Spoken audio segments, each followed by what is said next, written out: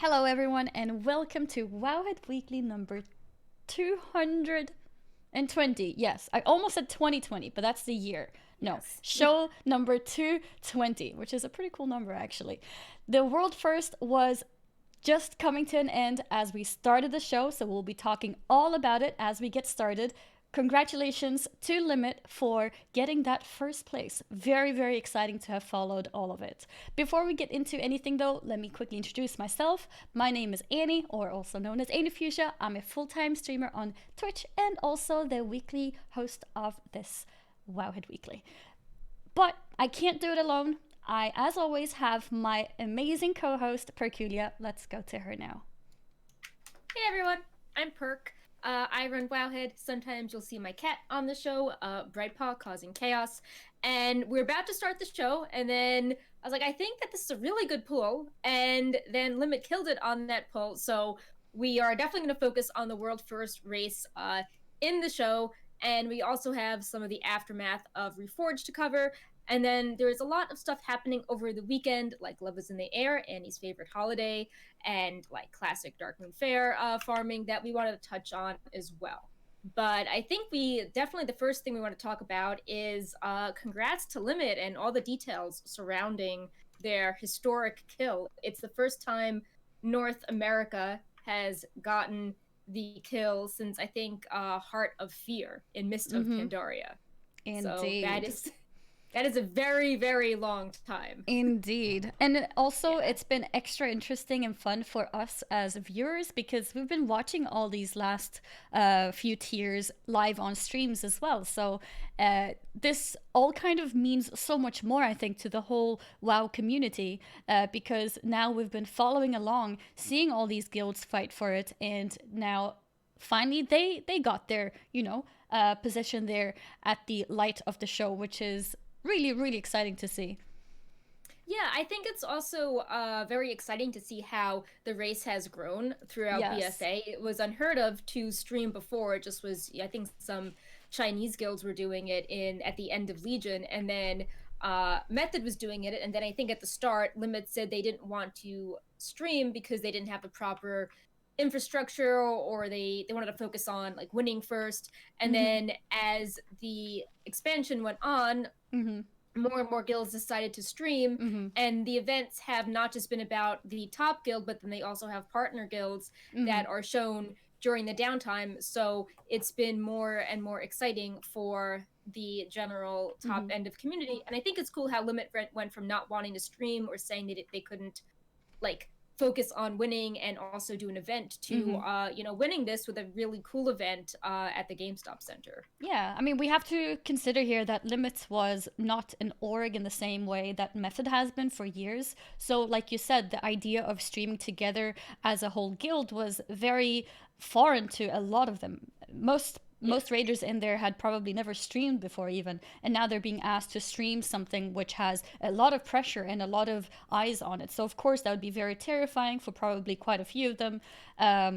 And this, the fact that Method started this whole world first race opened the doors for LiMiT as well. And LiMiT does, they are aware of this as well.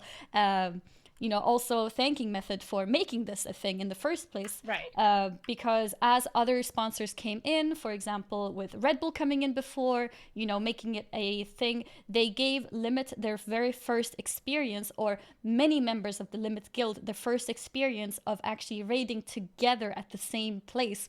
A lot of the LiMiT members meeting each other for the first time ever was thanks to this World First race that Red Bull had invited them for. So for LiMiT, it's been a huge journey the past few, I don't know what it is now. Is it months? Is it over a year now? I'm not even sure in terms of time Yeah, span. I believe they only announced they were joining Complexity in the build up to the World First race, and you were asking before the show they're officially Complexity LiMiT now because they joined the organization. So the Mm-hmm. organization handles all the production Mm-hmm. and finding the space and the camera Mm-hmm. work and paying the casters, stuff like that. Mm-hmm. And because they're part of the org, their name reflects it now. I Yeah. wonder if other organizations will follow suit. Like I saw TSM picked up Zaryu this past week, and they were announcing they were getting into WoW. So I wonder if Mm. showing that multiple guilds can have engaging races events at the same time, I wonder if more orgs will give WoW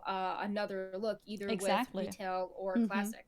Indeed. And that's a good point, actually. At this point of time, it's not even Red Bull anymore. Now it's complexity. So Complex the Limit Yeah. is now its own thing. So now they can, host their own thing together and make it in a similar fashion as Method has been doing it for a while. So definitely a lot of big doors have been opened and making it possible for this to happen. And it's really, really nice to see how it's evolved for not just for the players in LiMiT, but for the WoW community overall. It's great for all of us that we're seeing more companies be more interested in WoW, giving it more attention, and hopefully, maybe putting a bit more pressure on Blizzard as well to make these things more exciting.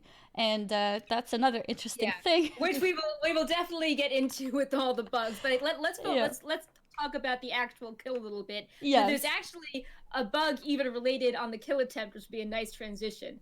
But yeah, as we were saying, this is the first time an NA guild has gotten a mythic or I guess heroic back in the day world first raid clear since Blood Legion cleared Heart of Fear in November 11th, 2012.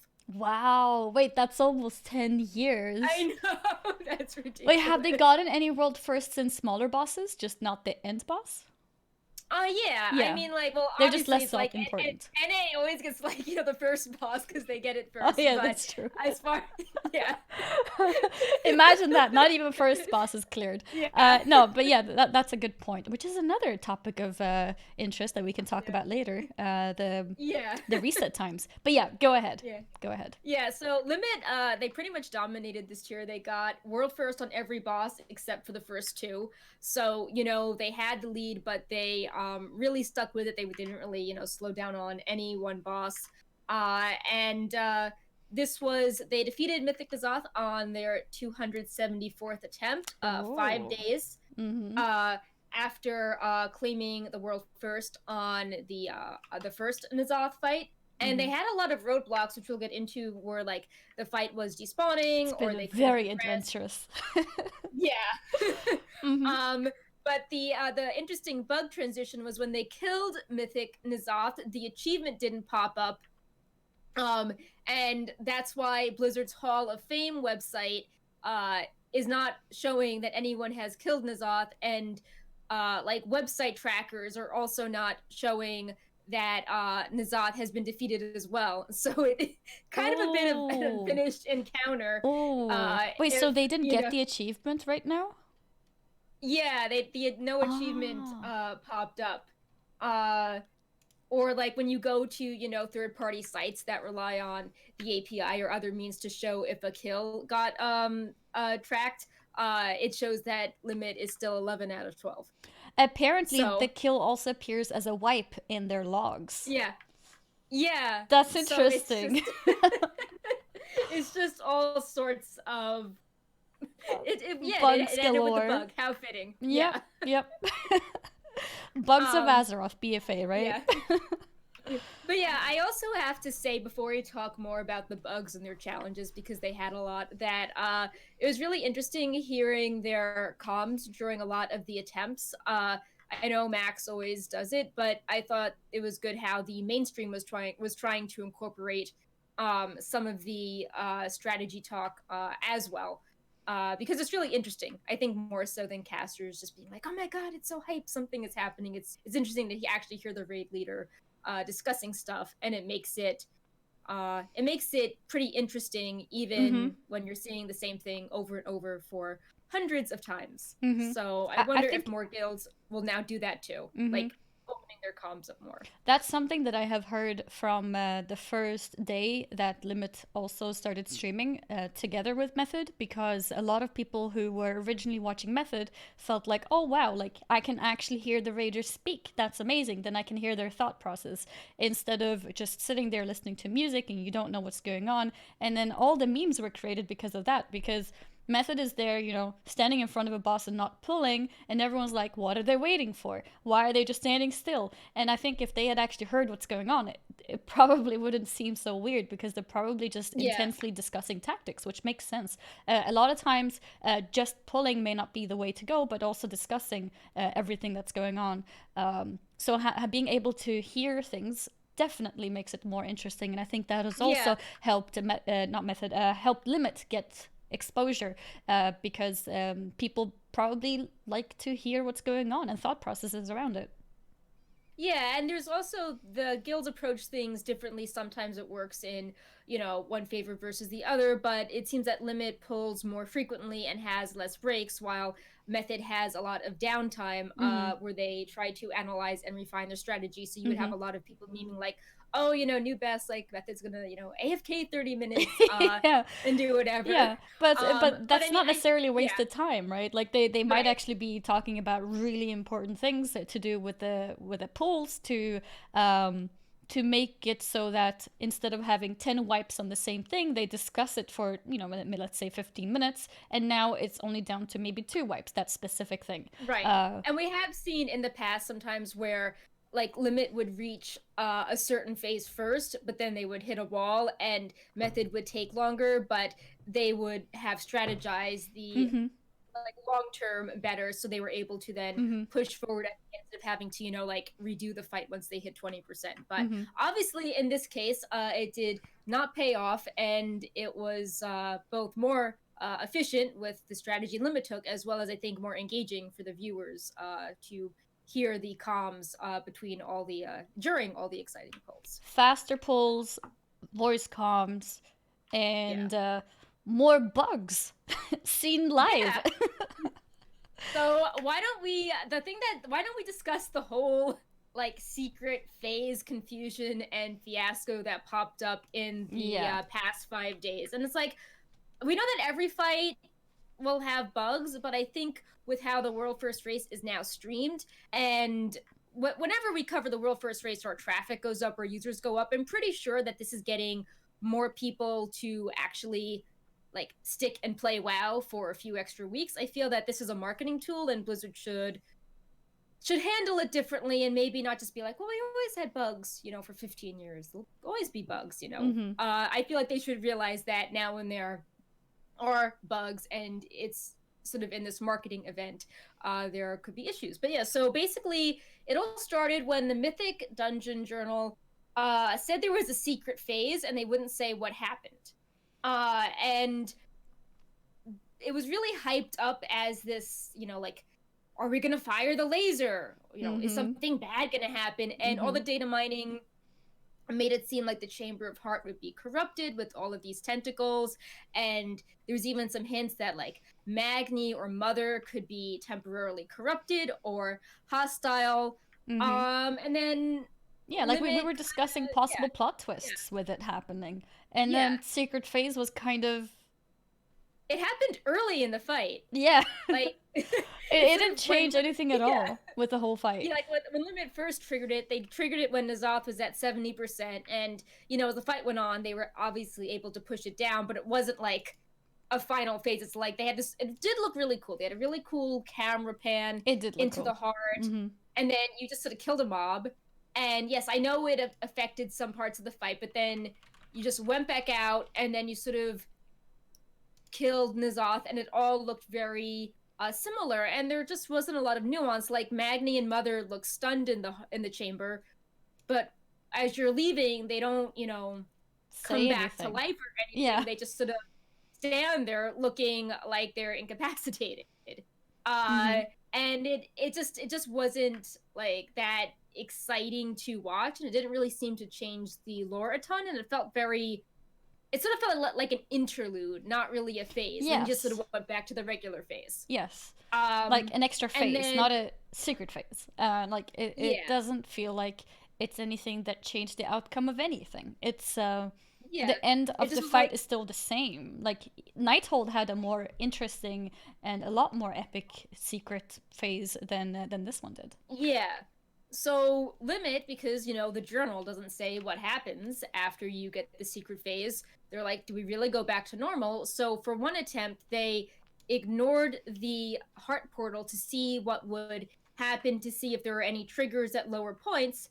And N'Zoth sort of bugged out, and they were whittling his health down to 25% when Blizzard was like, "Oh no, this isn't meant to happen," and they just like pulled the plug on N'Zoth like internationally. So And N'Zoth N'Zoth just is despawned yeah. for every single person. Was it only in NA or EU too? No, it was we thought it was NA, but then people were saying it was EU as well. Yeah, So because I that thought it was was just NA as well. So they basically made N'Zoth despawn on every person playing on NA or EU at the same time, including, those people who may have been struggling for hours on heroic at like, let's say 1% into the phase, almost killing him. yeah. He just disappeared.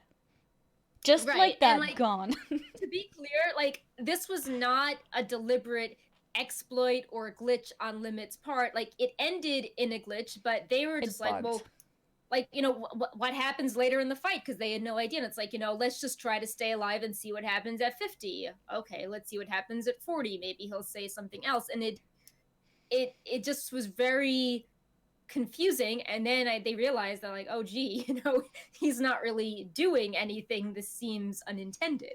Yeah. And then Blizzard's like, oh, they're like, yeah, this is unintended. Let's Yep. let's Let's reset this all for everyone. Yeah. And then so that was on the weekend. And then Blizzard then hotfixed how the thought harvesters worked.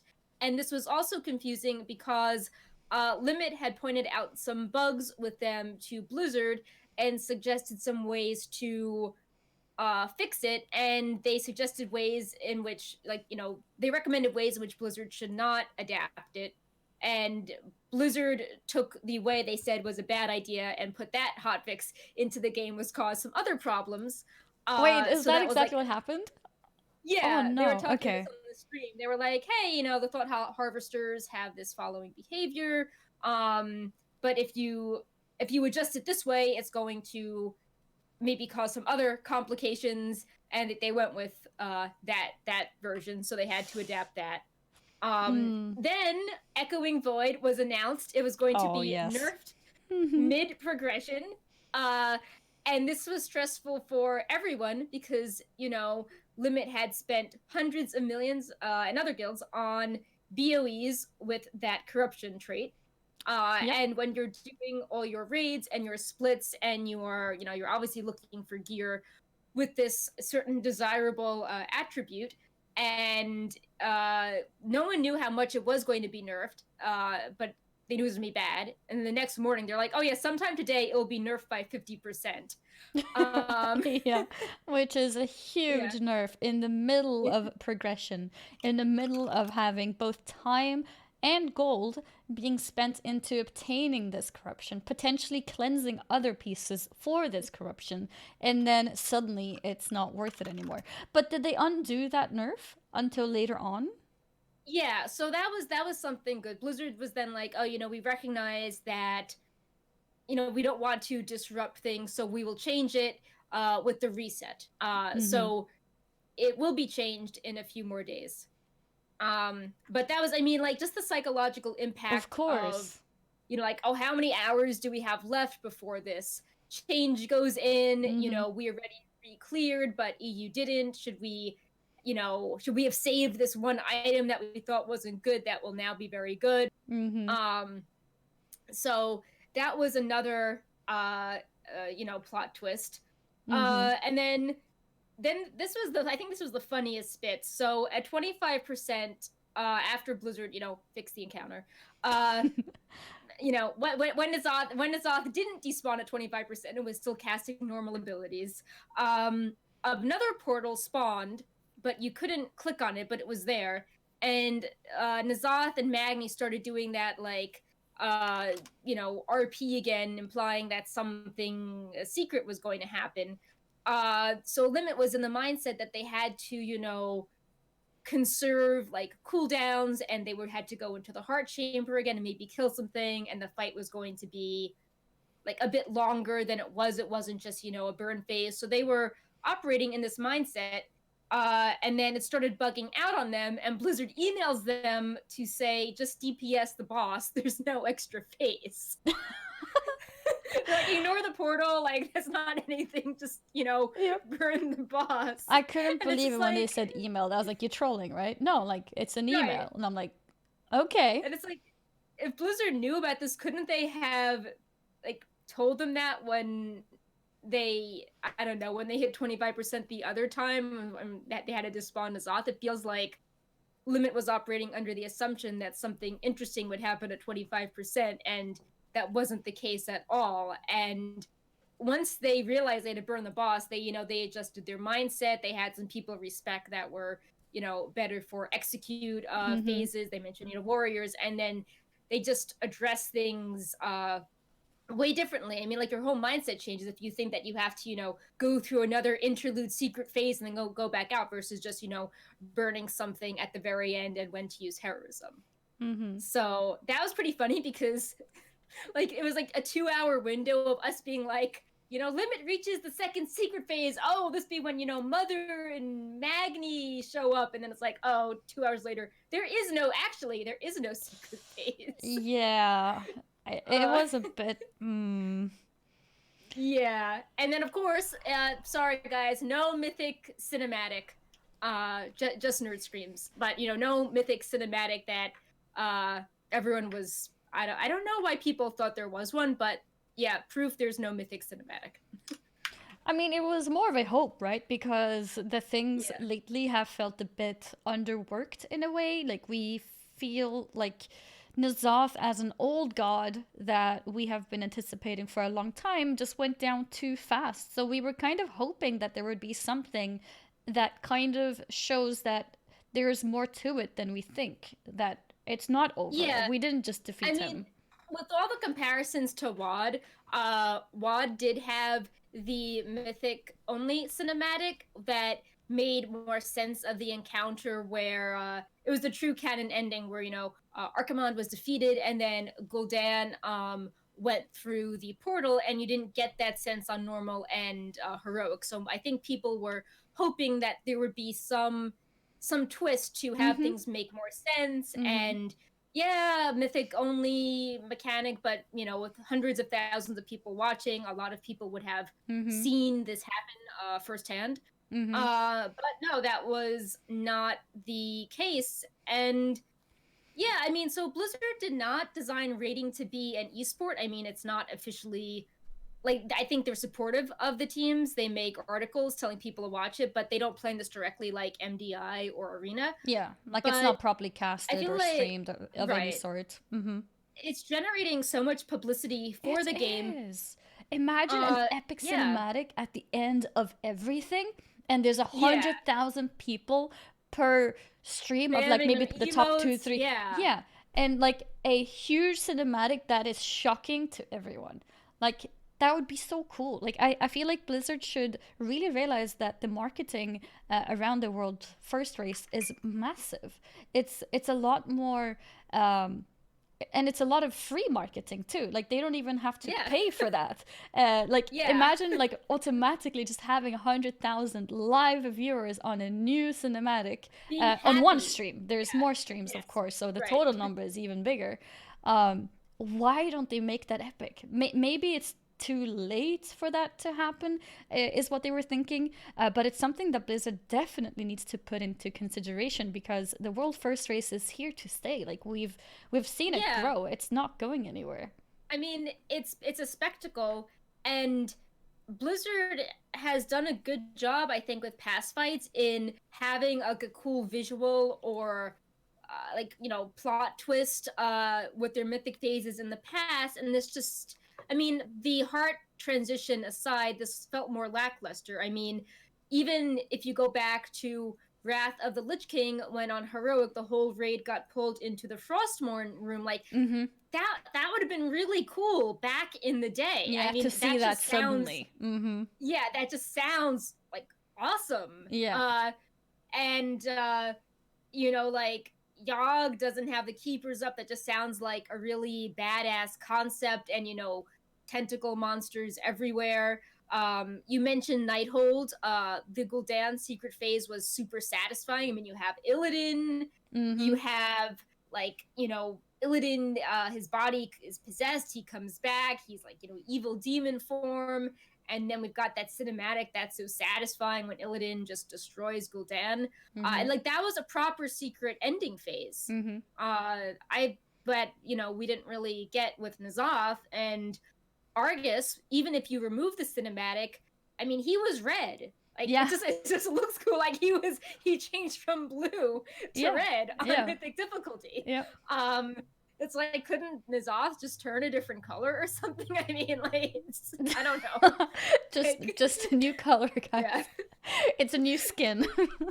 No, but really, I feel Yeah. like they. I don't know why they missed this opportunity because this isn't just for the viewers. This would have been amazing for them as like a business move as well to just do something that's unexpected to get a lot of attention.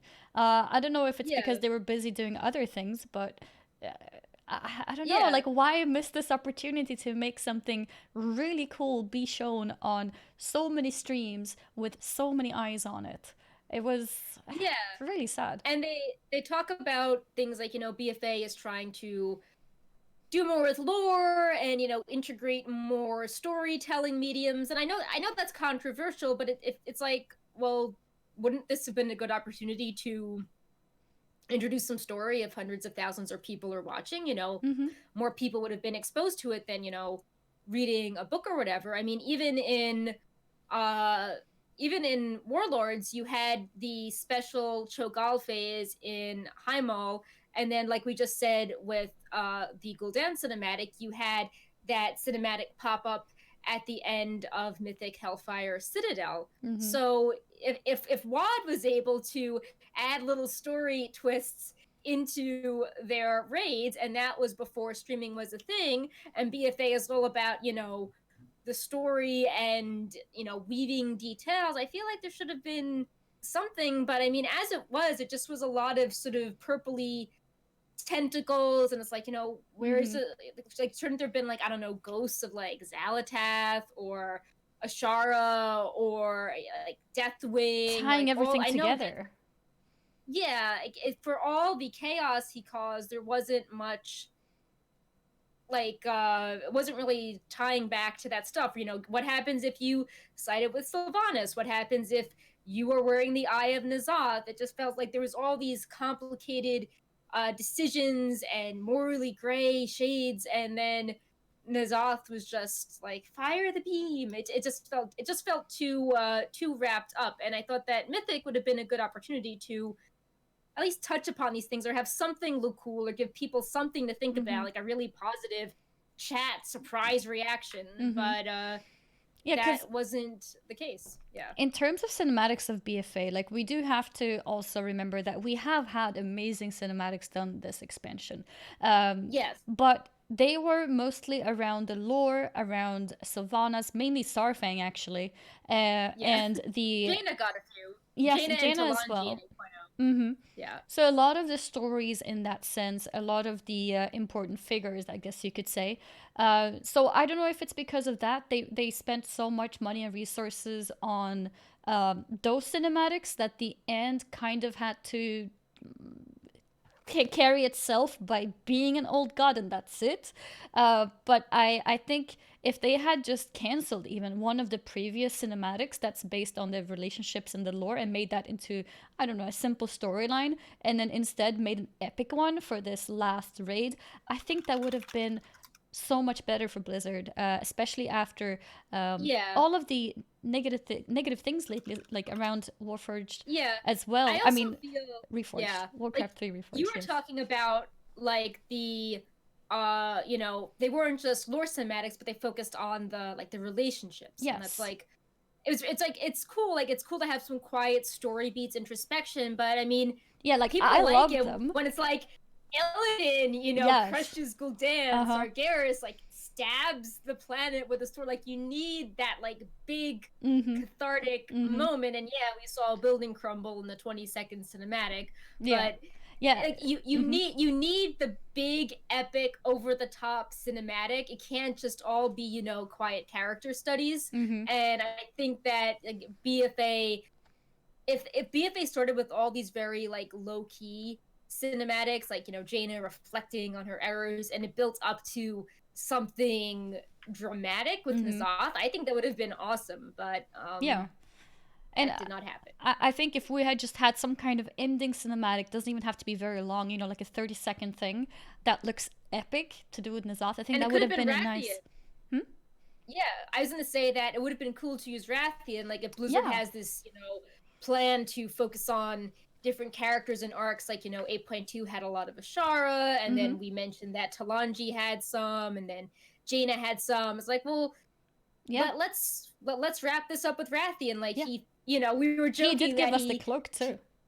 yeah, he didn't work on his own legendary cloaks, who we can't Yeah. join us, but he would have seeing his reactions would Uh-huh. have been hilarious. Yeah. Like, can you imagine if, he's seeing the things crumble and he smirks, and then, like, you look Mm-hmm. down and you see him holding Xalatath, and it's just like, Mm-hmm. uh-oh, like, what's gonna happen next? But Yeah. I thought that, and it would have been really good how he went from trying to kill the corrupted Black Dragonflight to now playing a role in, Mm-hmm. killing the old god that helped, ruin For his sure. Dragonflight. Mm-hmm. So, like, that could have also fulfilled Blizzard's, like, emotional character narrative in Yeah, like a addition to the character big building flashy thing. moment. For Yeah. sure.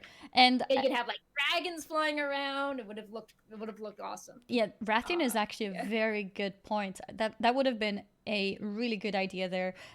Also, probably putting in Magni and Mother in somewhere as well in the background, but with the focus on Rathian, because especially as a casual viewer, because remember, a lot of people, you see the amount of viewers that these WoW streams are having with the World First race. There's a lot of people watching them, even if they don't play WoW anymore, or maybe even if you've never played WoW. And as a casual viewer, a lot of people tune into my stream when I'm killing bosses, and they're like, "Oh, Rathian is evil now." Oh, that's interesting. I guess I missed a lot of things. Because from a casual point of view, they don't really realize what's happening there. They just see you defeat Rathian as the first boss. And then like, people, that cinematic when Anduin punches Rathian, they're like, wow, Anduin must be corrupt, like, yeah, poor Rathian, why is he being blamed? And it's like, that too. oh yeah, Rathian freed Garrosh in a book, but nobody reads, so Yeah, like there's a lot of casual perspectives of looking at the raid, and then later on they see at Carapace, he's with the dagger, then they might be like, okay, I guess he is a good guy,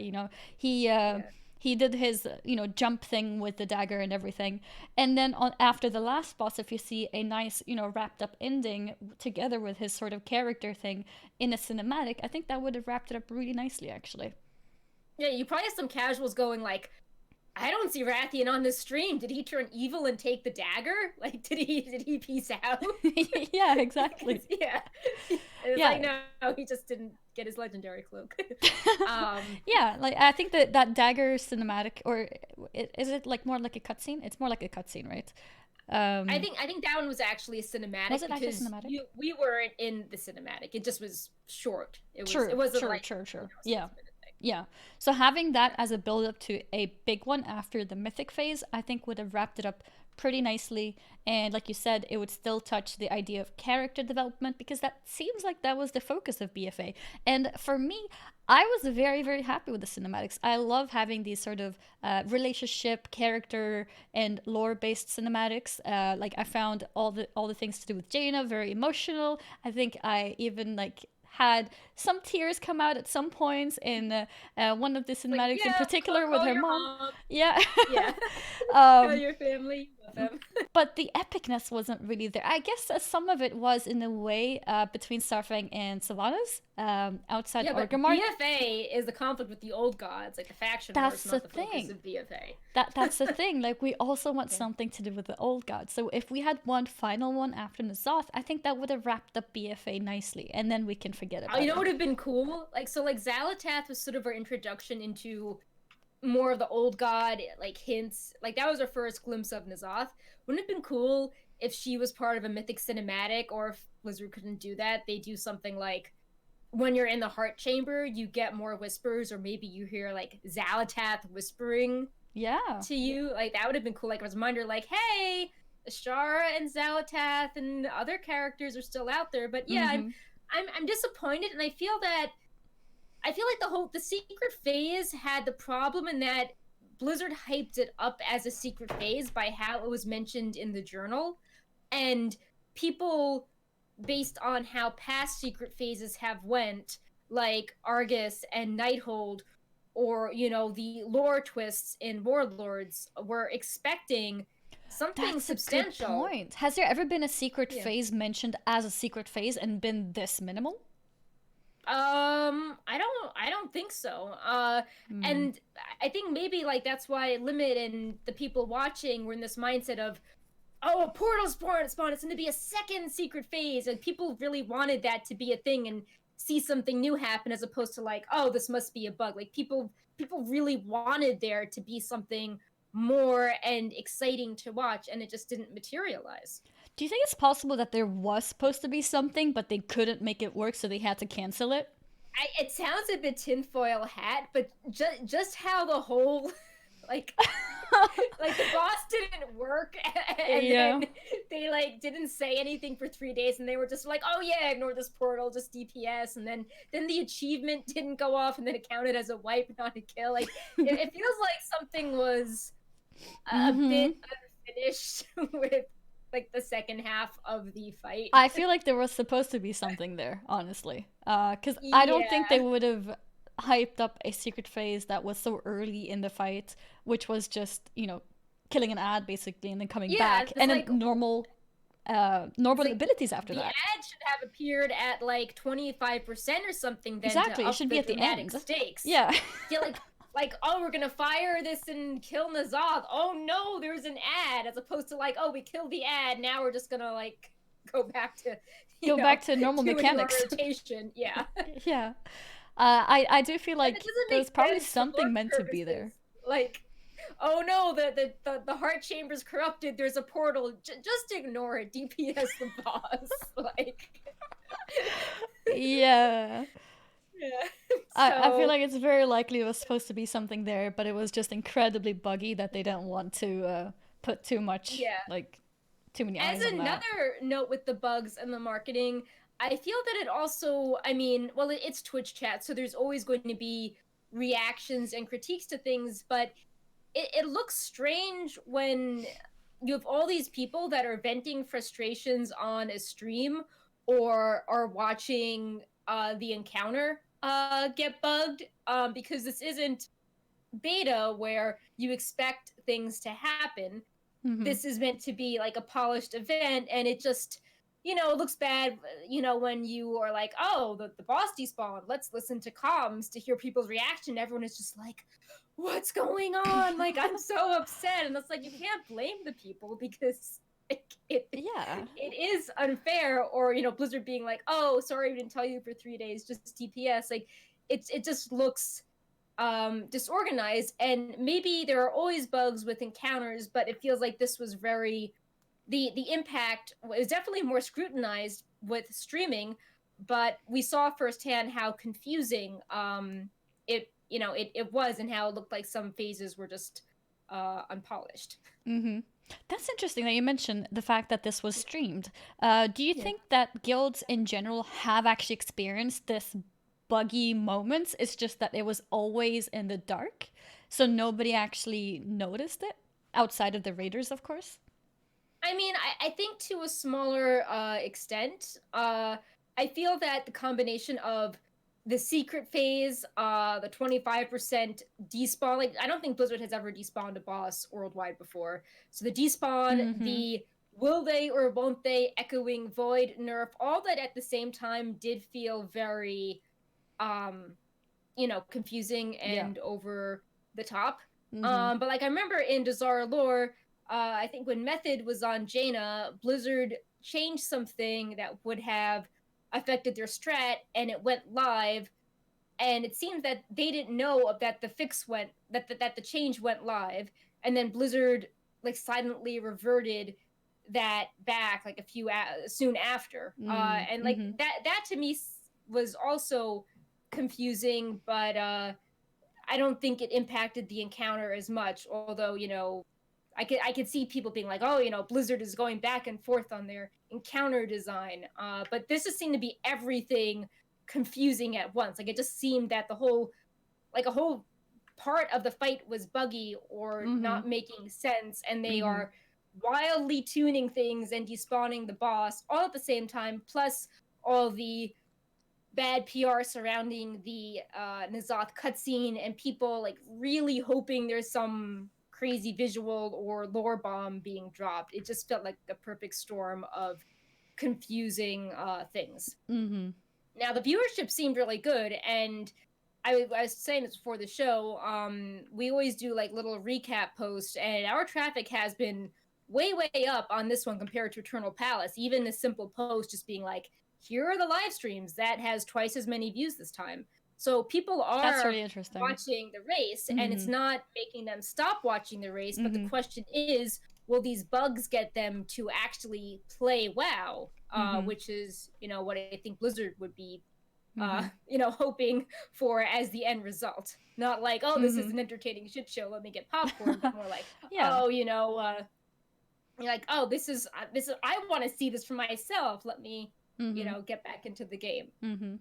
I think it makes So sense that raiding is so popular. I mean, watching people, sit there and wipe for hours and hours is something that most of us who have played WoW at some point has done. So it's very relatable in that sense. Obviously, maybe not relatable to be, first in the world at an encounter, but watching that is really interesting and fun for people. If you compare it to something like high rated arena, most people haven't experienced the kind of setbacks or whatnot that they're going through, and if you watch MDIs, that might be a little bit more relatable than PvP, because most people do their Mythic Plus weekly, right? Not right, I don't know if this is true if you look into the statistics, but I would assume that most people get their Mythic Plus done weekly, but don't care about their PvP cap for the loot at the right, end of the week. So in that sense, MDI could potentially bring more attention or exposure for being something that viewers can relate to a bit more than Arena can.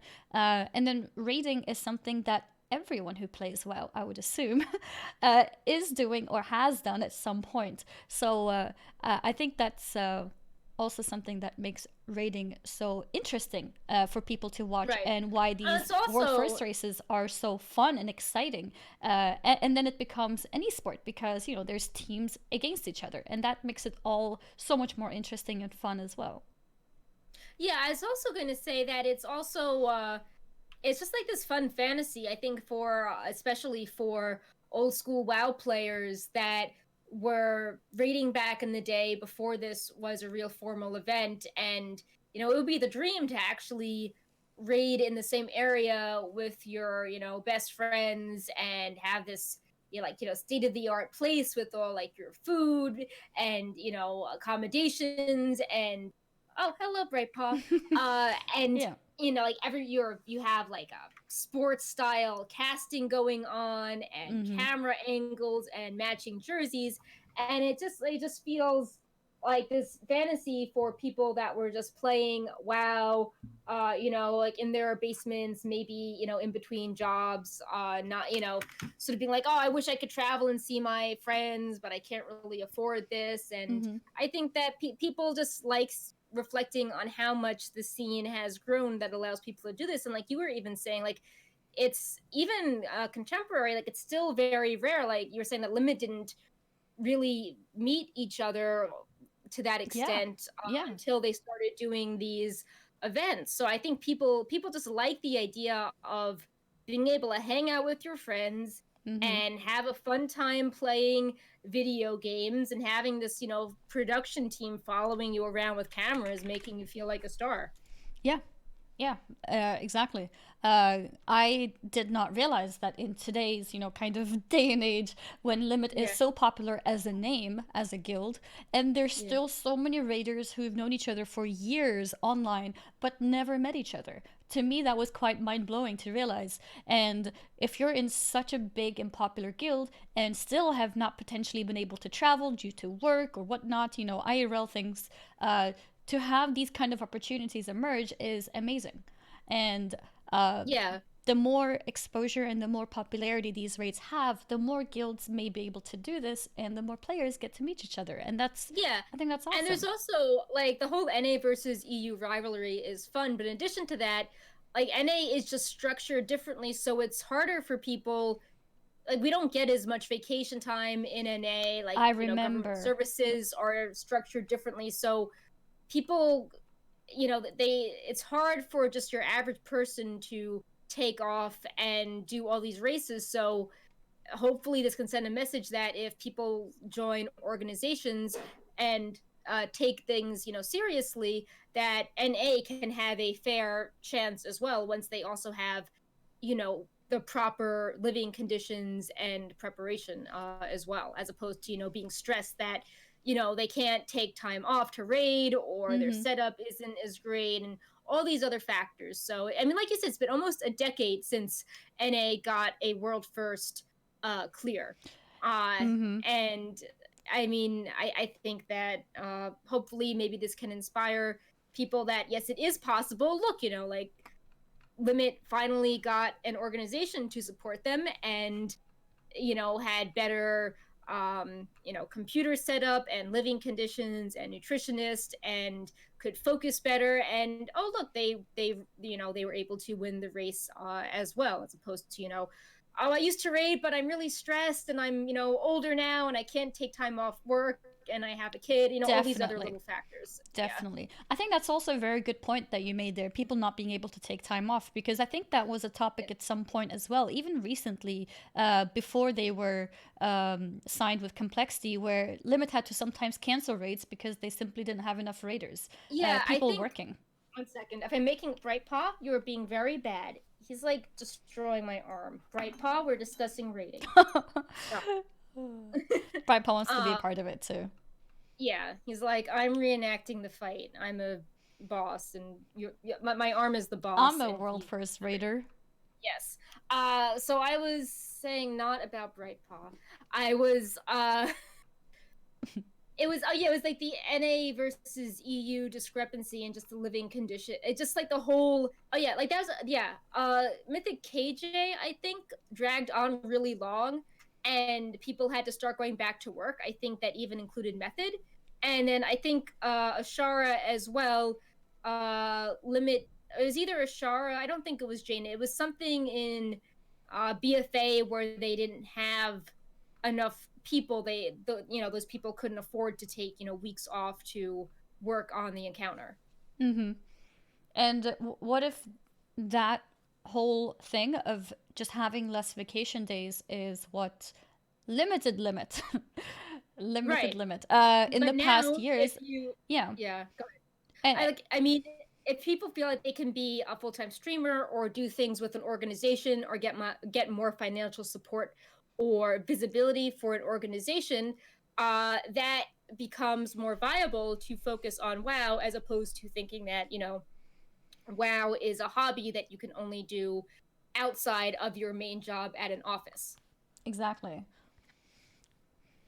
So maybe now with So complexity, more of the players were able to, maybe take more time off work and focus more on this. And maybe that's also why they were so um, able to be very focused and dedicated into this raid, because I haven't watched the entire race, but from what I've heard, they've actually done it extremely well on every boss, not just towards the ending. In terms of number of pulls and just general strategies, they've been very, very dedicated and doing really well throughout. And I think that could also just be a sign of having more time to actually put into, preparing characters, being ready for strategies and tactics, and just being more well prepared. yeah, which of course brings us to the other interesting topic of the NA versus EU start times. I Yes. think we saw this now that uh, going first can lead to you kind of beta testing and encounter. So, yes, LiMiT did have, was it 12 or 18 hours over Method, but they lost a lot of time to NZOTH bugs. Yes, not Uh, knowing what's going so on. So, yeah, it's right. a bit like it's hard to really say which one's better, pros and cons, right? How Right. about we make it fair and everyone just starts at the same time?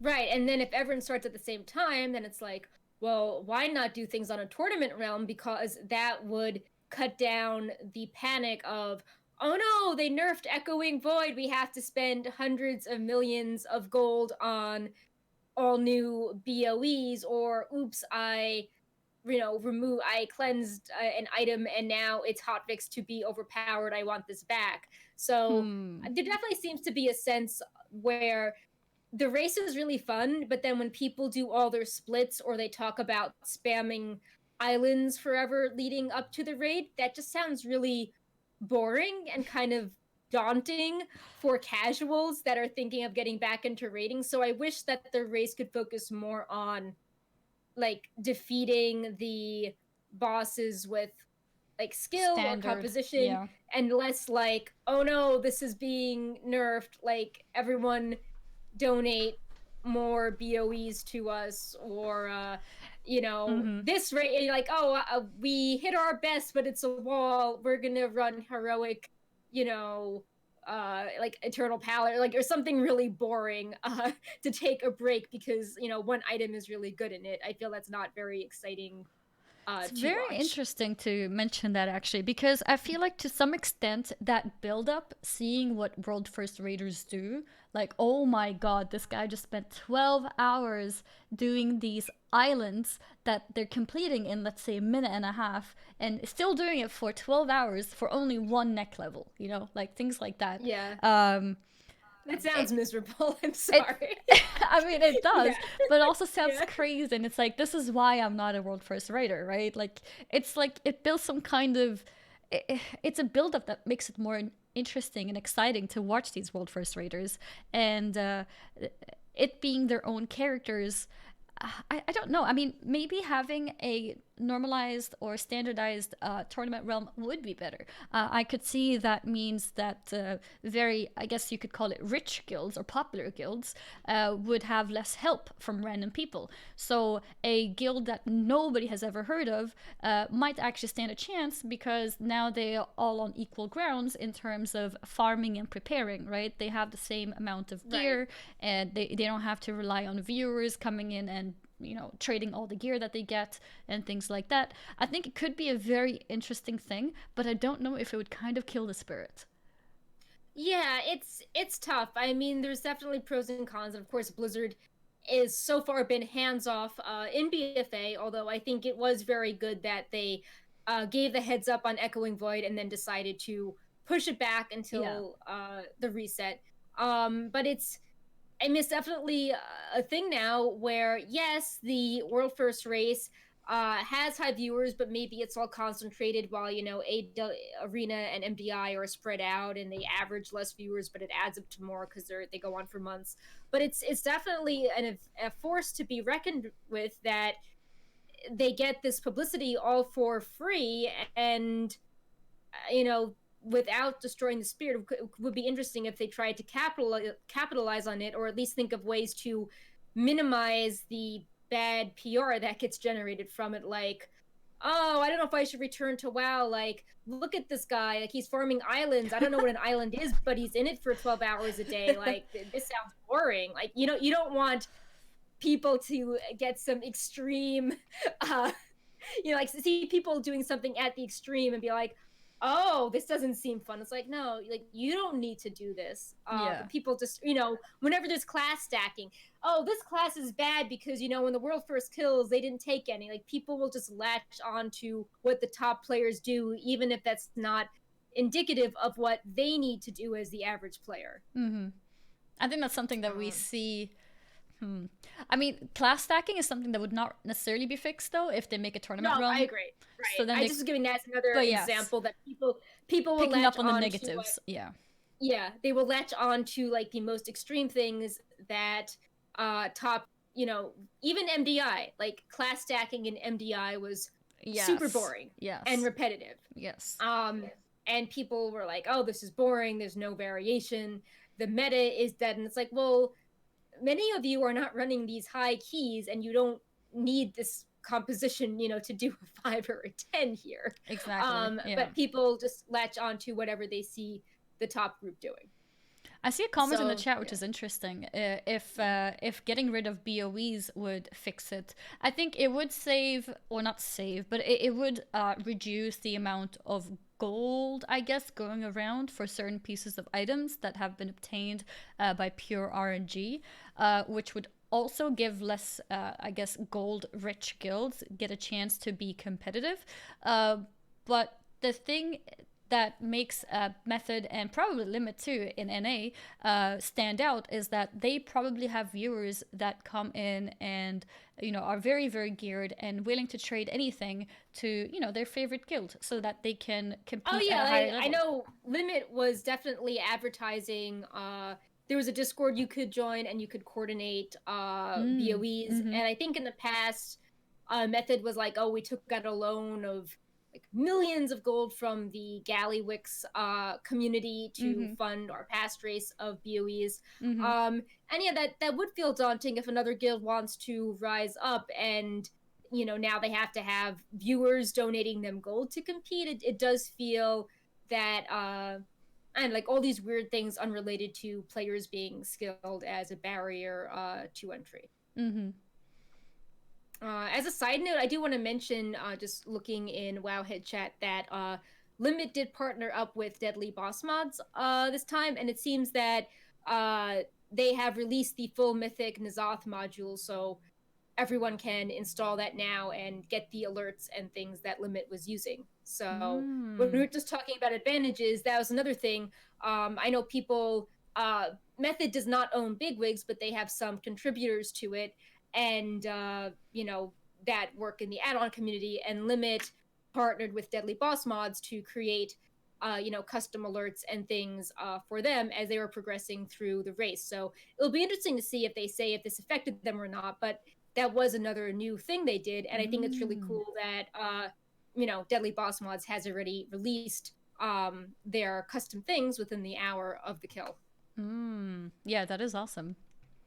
Wait, so which one was which one? Bigwigs was Method? And... yeah, people in Method have contributed to Bigwigs, and then Deadly Boss Mods partnered with LiMiT for the first time. And like the LiMiT partnership was like like official, like we are working together, press release, while the Method was more like, oh, we are part of this community and we work to improve this add-on, but it's not like, it wasn't a partnership. Bigwigs is like, the sponsor of the world first race. It was more of a chill thing. So. Yeah.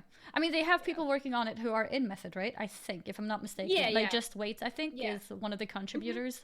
And he's part of Method, so it makes sense. Yeah, but it wasn't like, this is the official add-on, No. It's the type of thing. But yeah, that was, but of course, up-and-coming guilds, I don't know if anyone, obviously there's 2 add-ons. There's no other raid add-ons I know of quite that stature, so I don't know if another guild could, sponsor someone to write updates.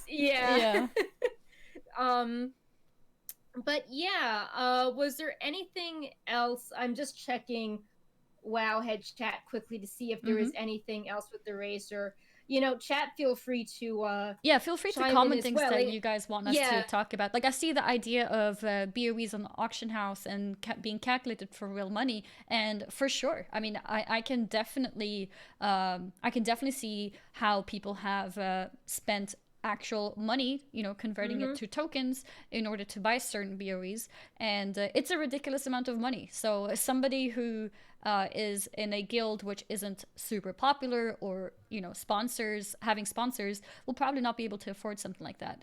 Or it's like, oh, thanks for the someone's like, oh, I'm donating money to you, like buy tokens with this donation, and then with the gold you get from the token, buy the BOE. Yeah, I can imagine that have happened for popular streamers. Like, I can imagine someone like, hey, I just donated $1,000, go buy that BOE or something, Right. I can definitely imagine that happening. And that does open up the topic of pay to win as an issue, right? Well, I don't know if I should call it an issue, because I think it's such high amounts of money that it only really affects things that are in the top tier of things. I don't think a regular guild, I don't think myself is really affected Right. by pay to win, because it's so much money that people won't really do that unless they have money to earn from it, right? So a Right. guild like Method or LiMiT might find it worth to put in so much money into things like that, because, well, they earn a lot of it back having so many viewers on Twitch.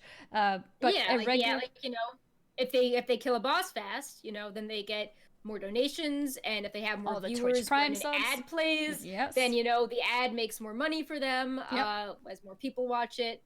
Mm-hmm. So it makes sense to invest money. It just for a casual person, it just feels pretty wild to when you hear about all this prep and like servers and tokens. Like back in the day, like there in WoW's heyday, there wasn't the WoW token. Like there was no like WoW token for Lich King Heroic. No. It was so there are all these I know there was like complicated things back in the day, or like loopholes that people were trying to use. Like I think you could faction transfer at one point and gain a few more Oh yeah, you get attempts, an stuff extra like that. reset, right? Yeah, I think the attempts on the boss would reset, but Blizzard fixed that pretty quickly. But like there wasn't, I'm gonna go spam islands, or I'm gonna go make a Discord and get hundreds of thousands of BOEs. Like there just wasn't all these extra layers. So I think a casual person might be kind of confused by all like the meta game Mm-hmm. surrounding killing the actual boss with your Mm-hmm. friends. I see somebody Uh, in the chat who's disagreeing. Who are they buying the BOEs off? But no, that is an actual thing. Guilds have spent a lot of gold buying BOEs, not on their own server only, also on other servers, where they basically pick up anything from the auction house, which is a really strong item. Before, it used to be Titan Forged items, and mhm. now it's more to do with corruption effects, actually. So even a 460 item, or maybe even 445, I'm not sure exactly how strong the corruption effects are, could be put up on the auction house, and it's on a different server. No problem. We buy it and send a character over with this piece of item, or multiple pieces of items. Yeah, I think even LiMiT. I'm one of the casters. Forgive me, it's the wrong name. I think they were saying that like Dolores was the designated like auction house chaser. So yeah, I mean there are people dedicated to this that are hunting for items that have these very powerful corruption effects. And then they buy it on different servers, and they transfer the character over and give the BOE to the raider. Mm-hmm. Yeah, this is something that's happening. I mean, that's happened ever since. I don't know, ever since ever. Yeah. But gearing has become a lot more interesting since master looting has been removed, because now you can't just take, let's say, 5 raiders. I mean, I guess you still can if you make sure you invite people who are very, very geared and willing to trade. But gearing has become a lot more frustrating for these top guilds, because they can't just put on Master Looter and invite people who are bad geared. They actually have to themselves gear ults that they may not play, just to be able to trade the important items Oh to yeah, and other we can't members of the forget guild. about the splits where you do the alt run with you fill it with people of your armor type. So if the cool item drops, they can trade it to you. Yeah. So so I remember that suddenly that blew up. I think in Desire lore, like Method and LiMiT. I think that their discords is like, oh, sign up to do the cloth run. Like if you were a popular streamer, your viewers would all get on their cloth alts and do the run to funnel loot to you, or the leather split, etc. Mm-hmm. So it seems like every tier, like a new, maybe it was done in the past, but it seems that a strange way of preparing that isn't actually killing the boss pops up as a kind of complicated thing in the spotlight that people fix it on. It's like, whoa, like, can you believe they're doing this to kill the boss? Yep. And yeah, there's always something every tier that blows up in prominence and that people are surprised by because of how elaborate it is. Mm-hmm. But yeah, split runs have been around forever. Yep. I feel like with the rise of Twitch and individual streamers being popular, like everyone going on Twitch and seeing everyone doing the split run was like, whoa, this is kind of overwhelming. Yep. Yep. Gearing As a multiple side characters note, just to help trading. I wanted to mention we started off the show by saying that the Hall of Fame website that Blizzard runs was broken. and it's now fixed. Oh, nice. So they say that, LiMiT is the first guild. And the more interesting thing, which I think a lot of people forget, is if you are in the top 100 guilds on either side, you get the famed Slayer of NZOTH title as a special title. So obviously, based on how things are going, Alliance tends to have things a bit easier. But the leaderboards are now open and working. And if you kill Mythic NZOTH at any time, even if the Hall of Fame closes, you will get the uncorrupted title. I think there's even been a couple tiers where where Alliance didn't even get 100 guilds clearing, right? Yeah, it took forever for Crucible of Storms to have that happen. Yeah. So, yeah. But yeah, so as a side note, don't forget about that. Also looking at Wowhead, we do have a post up of LiMiT's reactions to the Nerd Screams. So it's not just from the mainstream, but we went to everyone's stream and we clipped everyone's reaction if you want to hear more funny things. And we have a picture of Cyreth, a mage who won the ny'alotha All-Seer mount, which is the jellyfish with eyeballs. And it looks like an underwater mount, but it's not. Yeah. So that's very cool. I want to touch on that topic one more time because of comments in the chat, in case there's people who do not understand how it works. Basically, anyone can pug trash in normal, heroic, and mythic for BOEs. So you can be with your friends, let's say 10 people, maybe 20. No, well, actually, you need to be 20 people because it's mythic. So you bring 20 people in. They can all be pugs if you want to. It's personal loot. And you go in, you clear trash, you reset, and you go again. You don't even kill any bosses. You can be a casual player who's just geared enough to clear trash in the mythic raid. And then if you're lucky, you will get a 4 whatever item level it is with an insane corruption effect, which then, because you're just a casual player playing for fun, just wanting to make a quick buck or some big gold, you decide like, hey Method, by the way, I just got this item, are you interested in buying it? Then they might be like, oh my god, yes, that's amazing, I'll pay you 1 million gold for that. That's basically what's happening. So we're not talking about a guild like LiMiT selling their BOEs to another guild. We're talking about casual players getting items because they're lucky and they don't need it.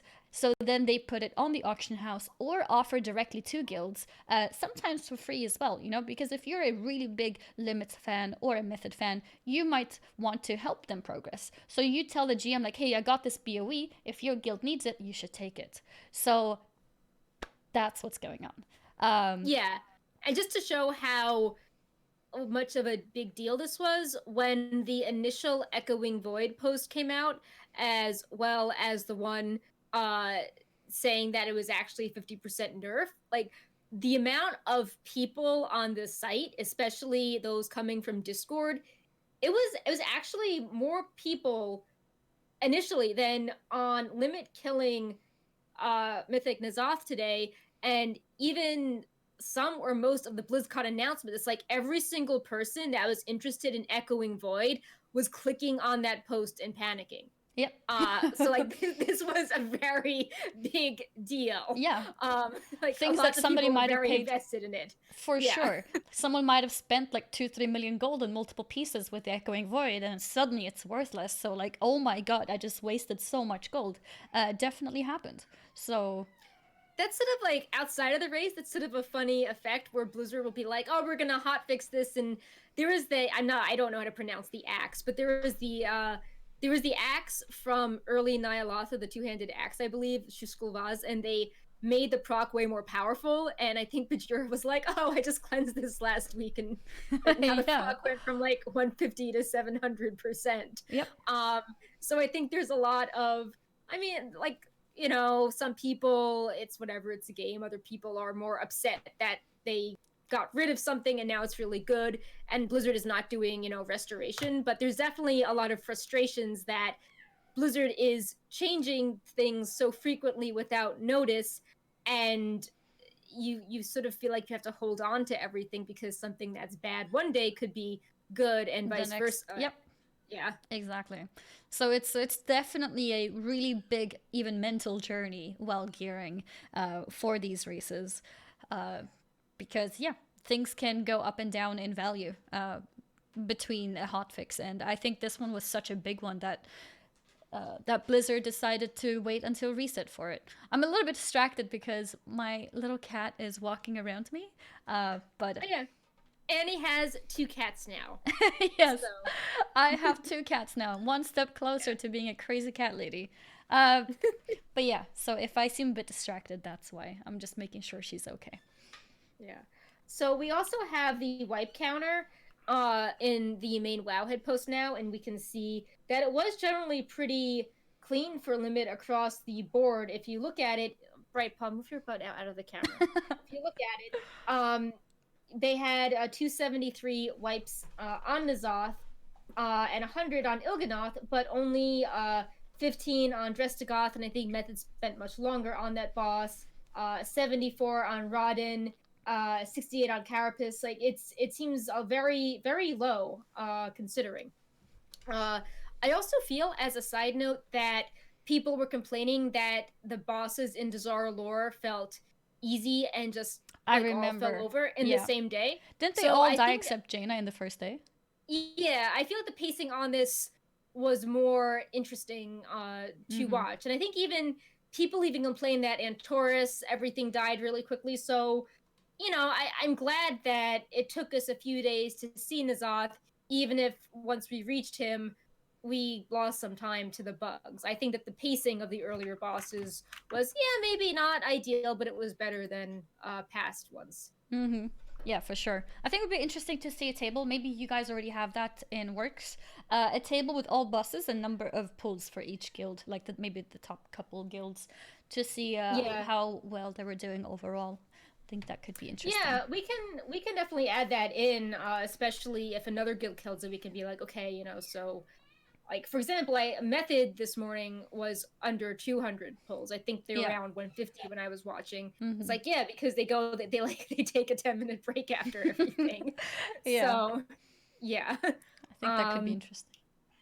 yeah, I don't know how close method was. I imagine they'll have to like mentally regroup, but they were making okayish progress on the boss today, so I wonder if they will kill it within that 18-hour window for the NA EU time difference. Although I'm not sure they will, because when they did seem a bit more sloppy, and they were, when limit was getting to 10%, their best I think was maybe like 38, 33, something. There was still like 30% difference between them. I remember. Uh, Mm-hmm.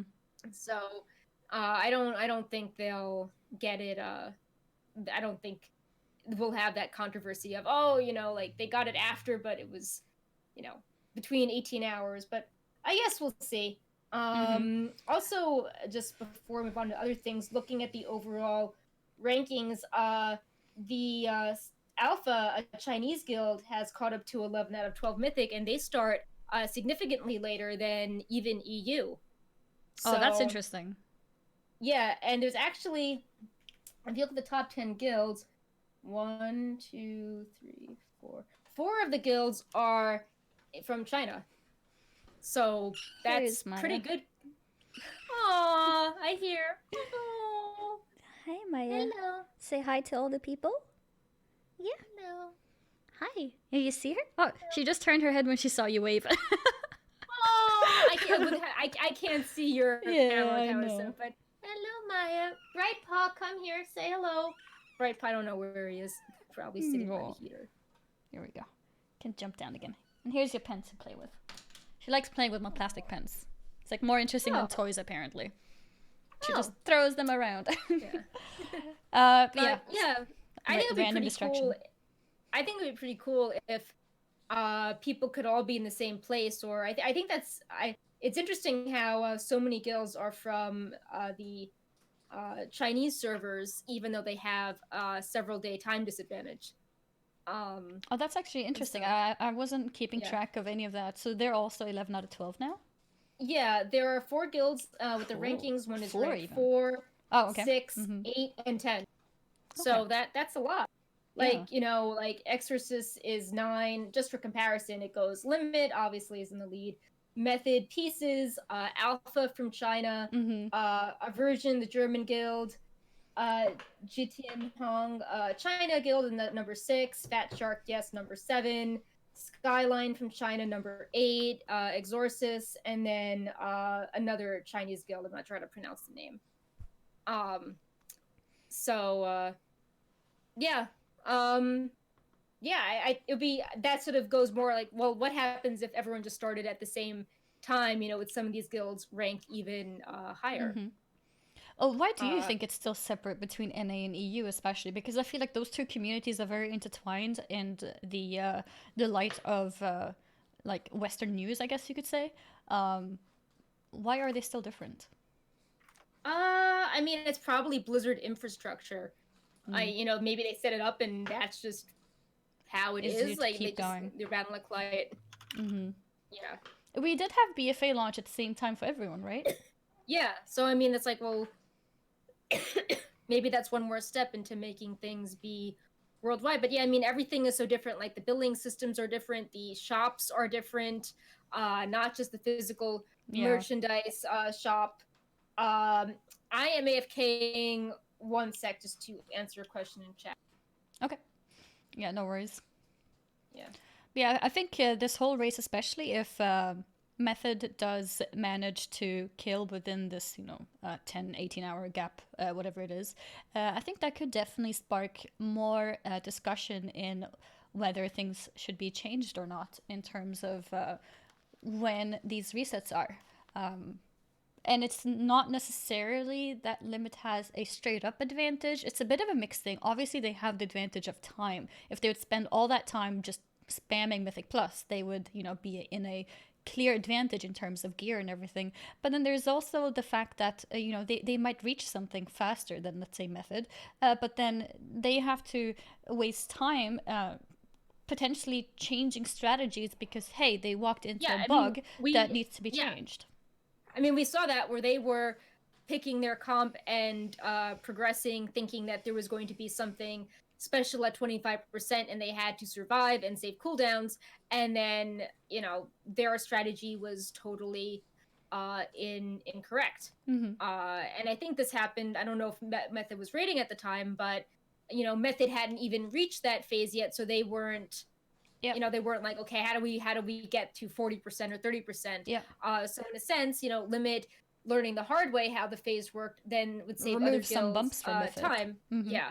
Mm-hmm.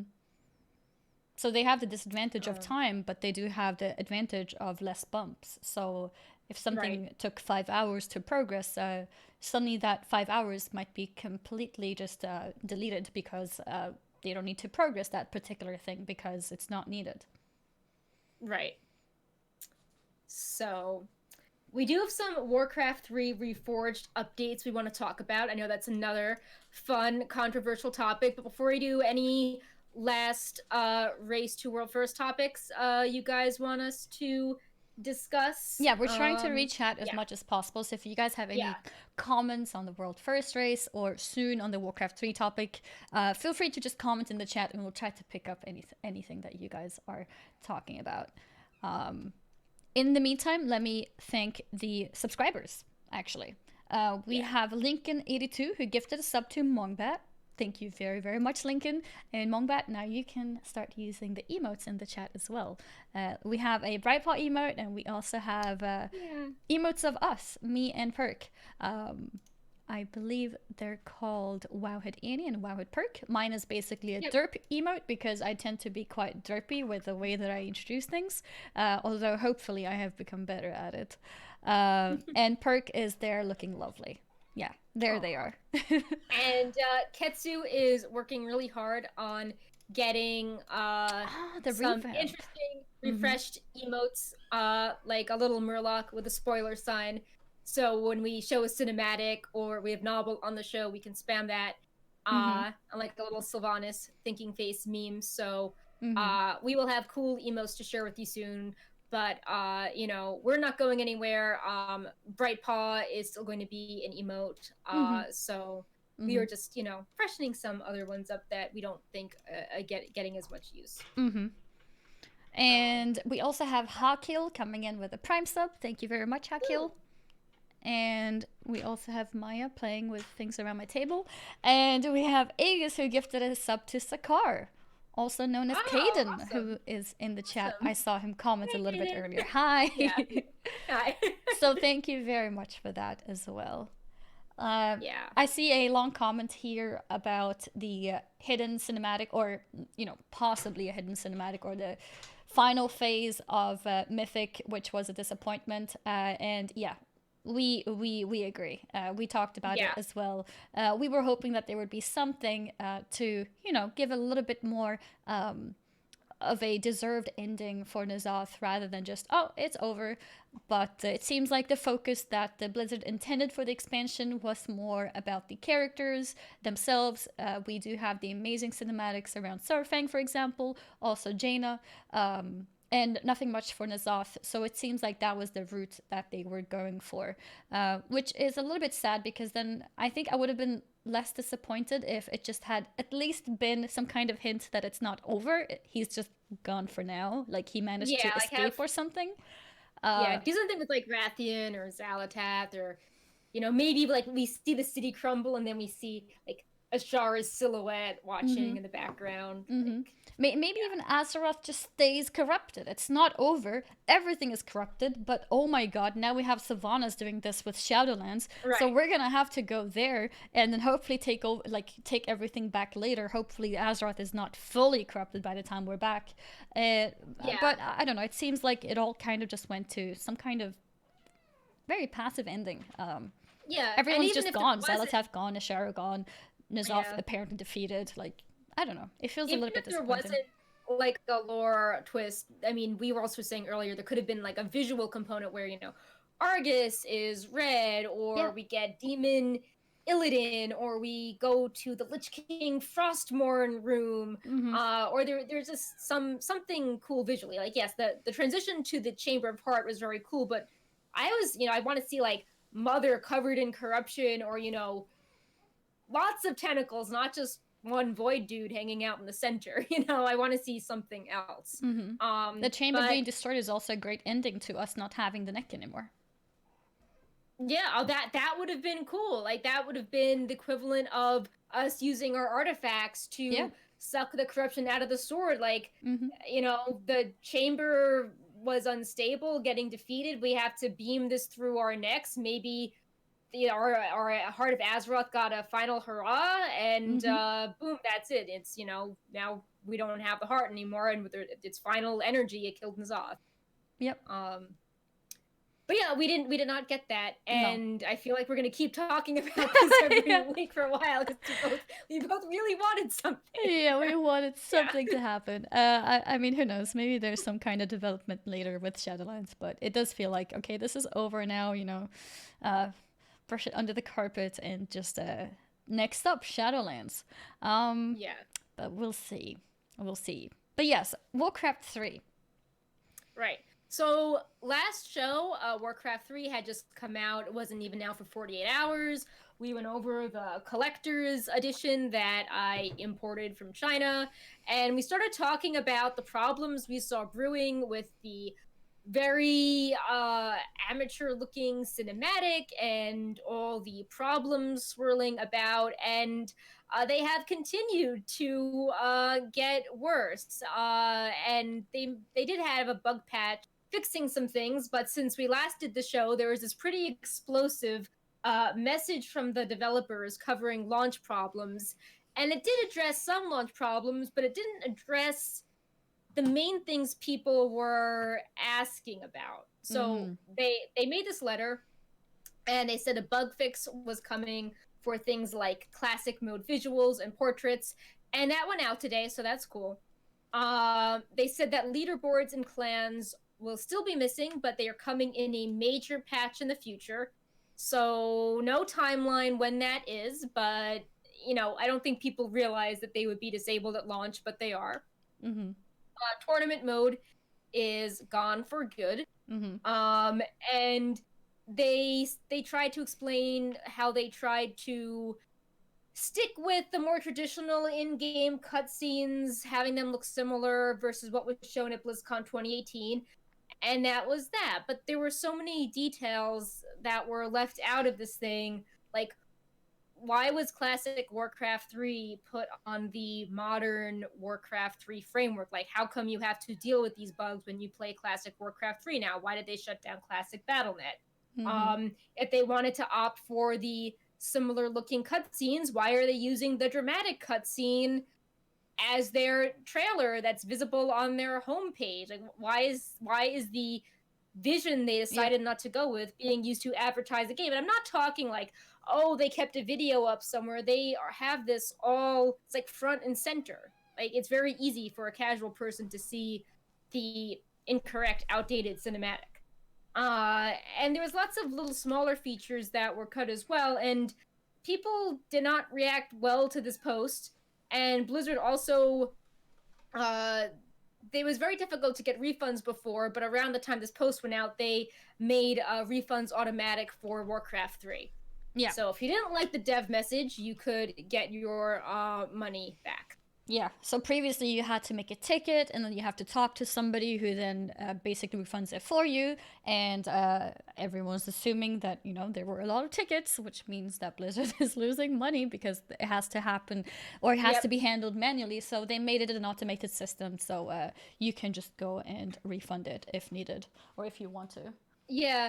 I don't even know how you would salvage this now because I don't think you can change the name of a game, but if they had just lowered expectations and said this was remastered like StarCraft remastered, which people like, by the way, I think people would have not expected as much, but they went out of their way to say it's Reforged, it's not just going to be like a reskin, this will be a brand new twist, modernizing it, and that wasn't the case. Yeah, especially like you said with the dramatic or very amazing cutscene used at BlizzCon and the one used as a teaser for like, hey, Warcraft 3 is now out. They're misleading because they give the sense that everything is gonna be remade in the same way, and then when you play it and it's a lot less, it feels disappointing. It feels like you're tricked in a way, and that's why a lot of people are very very upset about this. And this message that was talking about how they're fixing like the bug update and things like that doesn't really put much focus on that. Rather, focusing on the small things that need to be fixed. I heard the cat. Yeah. She so meows grateful. a lot, which is interesting because Luna did not meow a lot, like ever. She was a silent cat, and she meows all the time. It's like while she's eating, she's meowing. While she's going to the toilet, meowing, just always meowing. But she seems like a happy, active cat, so it's nice to see. Very good at climbing. But yeah, before changing the topic too much, I wanted to say that because they mentioned how the in-game cutscenes were ultimately designed to look similar to the original version. And if that's the case, why are you still showing the very, very amazing, insane cinematic, which would imply that most of the things has been redone in the same similar fashion. It gives people a false idea of how it's supposed to be done, and especially people who had Warcraft 3 as the first Warcraft game that they ever played, playing that before World of Warcraft, even all those years ago. So it's like messing with people's nostalgia too. And I think that's also why people are so upset about it. Why they got rid of classic BattleNet, why they removed that. Like, whenever they update system requirements for WoW, you get messages for months being like, in a year, the system will not be supported, update or change. But they didn't really tell people, hey, if you are playing classic Warcraft 3, major changes are happening to you. Like, there's no blue post on that. It just was, oh yeah, Reforged. But like that's such, it's like with WoW Classic, they have two different versions of the game, and they it's like they didn't realize people like that, and they just took away the old nostalgia charm of Warcraft 3 and they killed that for Reforged. Yeah. So I don't know if there's a way to turn classic Battle.net back on, but I feel that the people that just want their old custom games and their old UI and their old way of doing things should be able to do so on classic Battle.net. Yep. And they can't. So, you know, have Reforged do the different things, but let people enjoy their old game. I mean, if they're trying to appeal to nostalgia, killing the old way of doing it doesn't seem very nostalgic. Yep. But yeah, I mean, now this almost seems like, oh, we want to get rid of classic Battle.net, so we made Reforged as, you know, an excuse or like a reason to get rid of classic Battle.net. Like, you know, it feels like, oh, we needed to move this game off of the old, outdated framework, so let's just call it Reforged and make visual updates. But I don't know. That seemed really bad to do. Like, you know, even on Wowhead, we let you browse the site with the old and new layout, because we know we have like very different audiences. I don't know why they would just remove the older version of the game. So I'm a little bit distracted because Luna, my main sweet baby, my first cat, is not very happy with my new kitten, Maya, and she just came in and started hissing at her. Oh no! No, Luna, no. She was really bad the first day. It's calmed down a little bit, but she's still hissing. The first day she was so stressed that she was puking too. Oh no, that's bad. It's funny because cat and puke is really bad. I wanted a kitten for her to have a friend, and it's proven to be very difficult. But yeah, let's go ahead. I don't know if you can see it on the camera, but Bright Paw is just like looking all angelic, sitting. Yeah. I can't move my arm. But yeah, I just was saying that I don't know why they would remove the old version of the game that people were still utilizing over almost 2 decades later. Yes. And did not publicize this at all. So I don't know. Warcraft 3 remastered and classic Battle.net back seems like the best option. And even the price point, like, people bought Reforged based on that cinematic, and at the time they thought that there was going to be really cool cinematics and the lore was going to be, you know, slightly tweaked, and maybe there would be, I don't know, like more missions introducing, like, I don't know, building up Sylvanas or Jaina, and none of that made it in. So it's like, is the price point for Reforged totally worth it if people bought it thinking it was going to have a lot of features and then it actually didn't have those features? Like, I'm not saying it should be for free, but that's what I was gonna ask actually. Yeah. Considering, except the the very amazing cinematic that we saw, if that wasn't there, maybe this should have just been a free update. Right. Is that, or whatever is that feasible? StarCraft Remastered were? Yeah. Well, I like how you call it an update, but other people are like, no, it's a downgrade. It's a performance downgrade. My clans are gone. You know, this is gone. Yeah. So that's true, because there's certain features also removed. Right. Yeah. But I wonder if this was meant to just be a visual update, and if nothing else had changed, and if it was free, if that would have been better. But I don't know if the update is so big that it's not really realistic to think that would be free. I mean, it would be a hard sell because I don't think there are ways to monetize a ton in the game right now.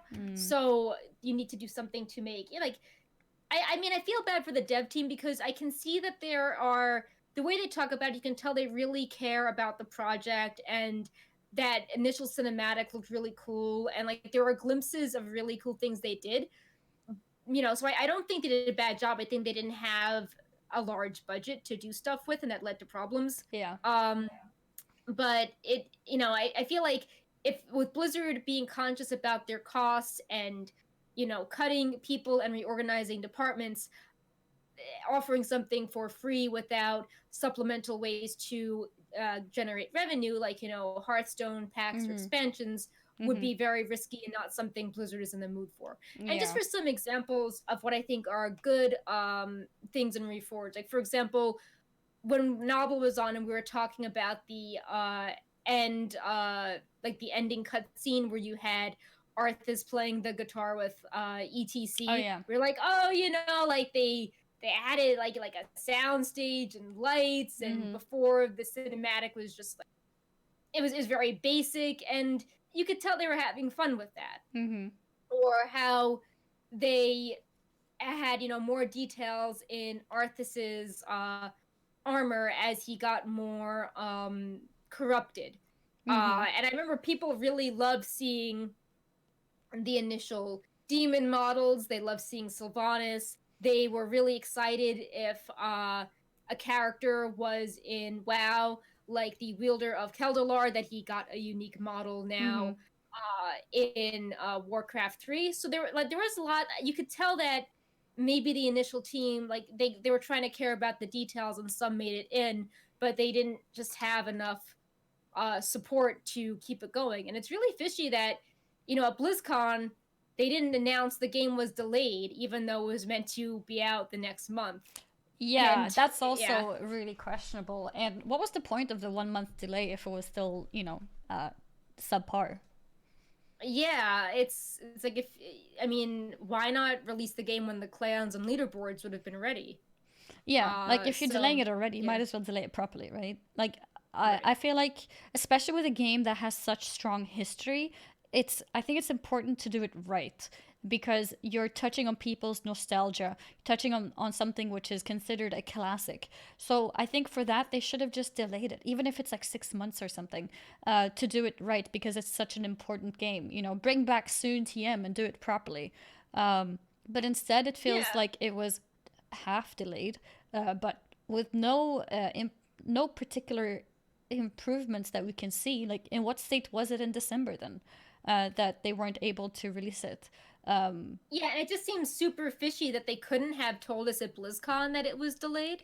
Mm-hmm. Like, announce it was delayed, like maybe make it a little longer and then show us something cool to make up for it. But it True, just they it could have, seems, yeah, yeah. they could have showed something really cool at BlizzCon to do with Warcraft 3, so we know that it's still in the works, and then talk about, sorry, it's delayed, but here we have these cool things to show you guys with updates. We Mhm. just want to make sure it's done right, so it's going to be delayed. I mean, I don't think anyone loses anything by a classic game being, like, basically remastered. If you're really excited to play that game, well, you can play the old version. The hype about this one was the fact that it was an improved, or meant to be an improved version of the old one. It was supposed to be something exciting, so they should have taken their time to fix it better.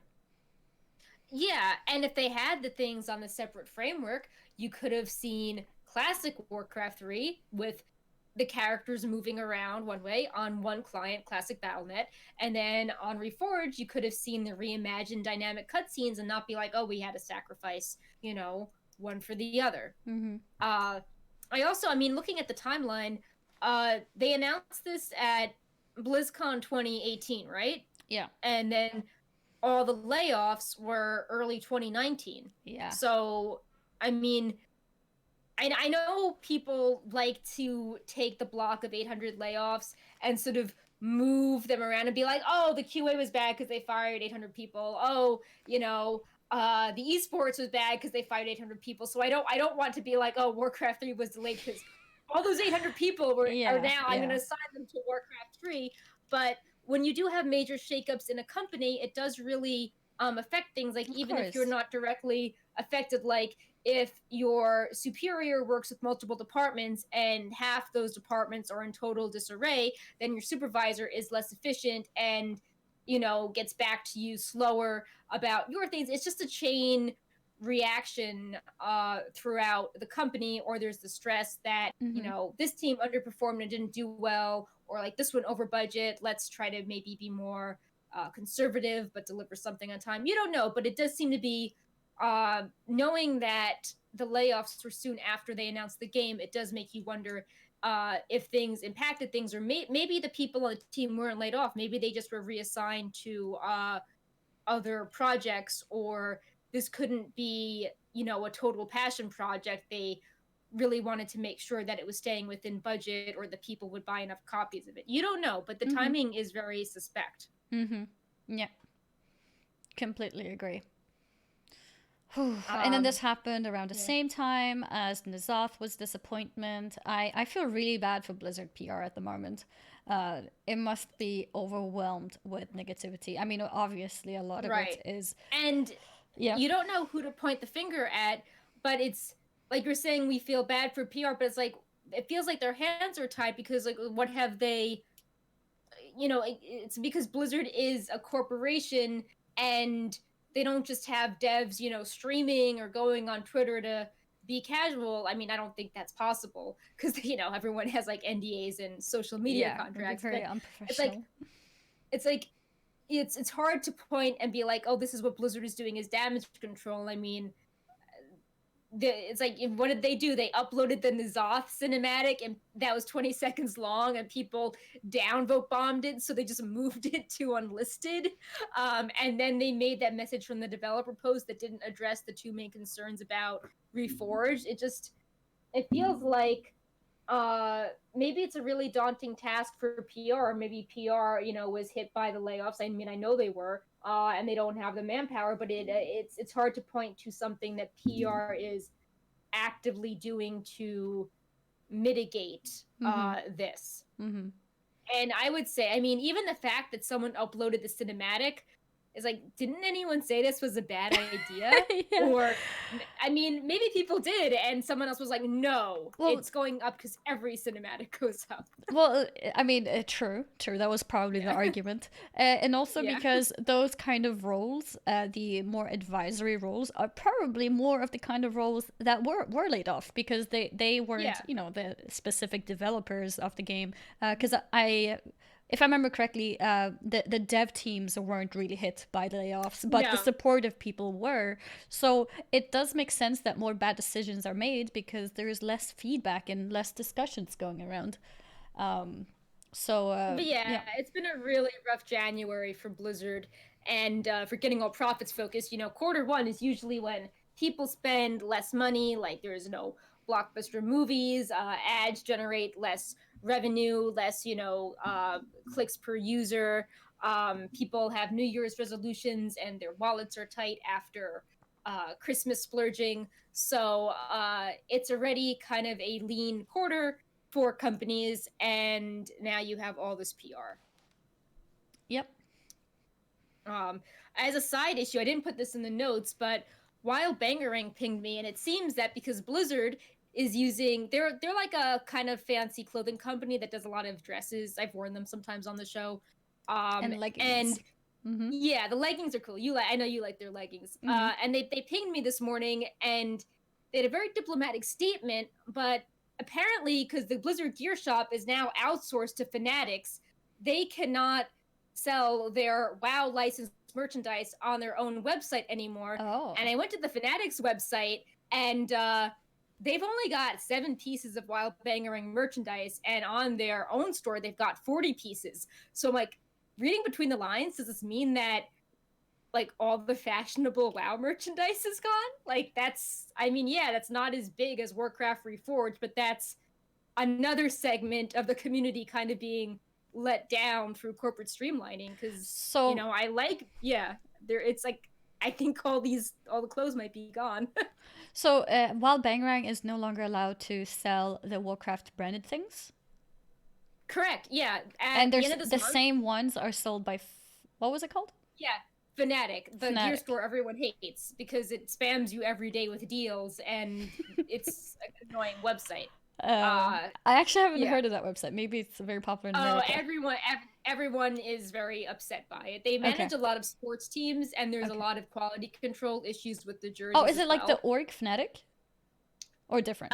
No, it's FAN. Okay, It's okay. Fanatics. Okay, Yeah. gotcha, It gotcha. sounds, I mean, it's the same vibe, like you're obsessed about something, you need to buy brand stuff. But yeah, because Blizzard, saving money, they, instead of handling the warehouses and all that stuff themselves, they outsource to this company that manages shops for many, Mm. like, hockey teams or esports. And their merchandise is handled through this company now.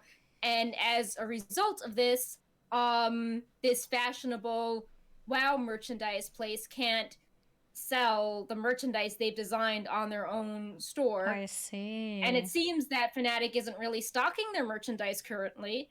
And the message sounded open like, oh, we hope that because we get along with Blizzard, we'll make even more things in the future. And I'm just like, wait, so Yeah. like all these really cool creative things going away? And Yeah. it's, What about I don't know. the WoW t-shirts and similar from Jinx? I think those are still there because they're more like fast fashion. Okay. But I mean, like the I'm talking about like for chat, like it's like the really nice nylon dresses with the flared skirts that you have Yeah. like the Yeah, I remember like the those. They had allied them with race Tyrande and similar. details. Mm-hmm. Yeah, like the Sylvanas dress, like they're all Mm-hmm. flared, like they're very elaborate. Annie's posted. I think you have the Xavius leggings and some of the I other have ones. multiple of the leggings, yeah. Yeah, and it's just like another example of like Blizzard cutting costs and then yeah, like women that like to dress fashionable, maybe that's not like their target demographic, but it just kind of I don't know, chips away at the uniqueness of the company or like customer loyalty if For all of a sure. sudden it's just I like feel like that was yeah. the strength of Wild Bangerang in a way. Like this might Yeah. actually be really bad for their company as well. Yeah, I mean, I think that they would be okay because they've been diversifying and doing like a lot of cool Magic the Gathering or Mm-hmm. wrestling stuff and a lot of interesting shapes and patterns that maybe the Blizzard offices didn't approve. Like they have all sorts of dresses and tunics, while WoW I think just has them doing leggings and a few dresses. So I Mm-hmm. think that they would be fine, but it's just sad because they sort of innovated a lot of fashionable geek merchandise, and now, oh, we're outsourced to Fnatic and we can't sell Yeah. our merchandise anymore. It's just like, why can't you sell your own merchandise? I Yeah, don't, yeah. yeah, That does yeah, sound really fishy. That does sound fishy. yeah. But yeah, it's like just weird ripple effects with Mm-hmm. corporations, and Mm-hmm. I don't know. It's just a lot of strange things happening this quarter one, and we're not sure when Shadowlands beta or alpha is. No word on that. Oh, that's interesting because So the category popped yeah, up on Twitch. yeah, it popped up, but I'm not sure if that was just like from an automatic listing. It's like how you can, like it's like, oh, there's a listing for Shadowlands on Amazon, and I wonder if that's automatic because if it popped up on Twitch, that leads to another sticky thing of Blizzard doesn't seem to want the directory split between versions of the game. They put BFA and That's true. Classic together. Mm-hmm. So it's like, I don't think they would want Shadowlands to be split out from BFA. I feel like that was an error or just was like someone updating the database with all the titles launching in 2020 and that made it in. But yeah, That's it's actually fun to check. interesting. Good point. Yeah. Because if they would split it over to Shadowlands, which they have done in the past few expansions, right? They make a new directory, I think, on Twitch. I mean, they update the logo for it, but like I That's remember true. they It's updated the still, logo to yeah, Legion, but yeah, yeah, yeah. they made a point of lumping Classic in with BFA Mm-hmm. Mm-hmm. I guess we'll because they see how want they to, do that. They probably want to keep them together. Yeah, it's better for them because it sticks out more if they're all clumped up together. I think for the streamers, having them separate might be better. Actually, I'm not sure. yeah. I mean, like there's so many streamers and opinions, but I think people prefer them to be separate because the audiences don't really overlap. Yes. Like the Classic people tend to like Classic, and they want to follow Mm-hmm. people that do certain things. Mm-hmm. Um, and then if you are doing, I mean, even you put it out, like if you're doing BFA when everyone's doing Classic, everyone's like, why are you doing BFA? Like, Yeah. like this is a weird thing in the directory. Yeah. Yeah. And I don't know, I think having them be separate would be better for streamers, but then you're splitting things out, and Twitch metrics, corporations like metrics doing really well. It looks nice if you're always at the top of Twitch. Mm-hmm. So probably for business reasons, they prefer that up there as well. Yeah. Um, Definitely. but yeah, we can wrap up the show if people don't have any more Warcraft 3 concerns with a reminder of some things coming soon in WoW. We'll discuss most of Yes. these in more detail next week because some stuff is still launching then. But to start things off, over the weekend, Love is in the Air is starting, and that is Annie's favorite holiday. Uh, you know, Anyone else farming she for has a Love favorite Rocket? mount. Yeah. I'm up over 2,000 attempts. We'll see how it goes this event. I have over 50 characters that I'll run daily, and I hope for the best.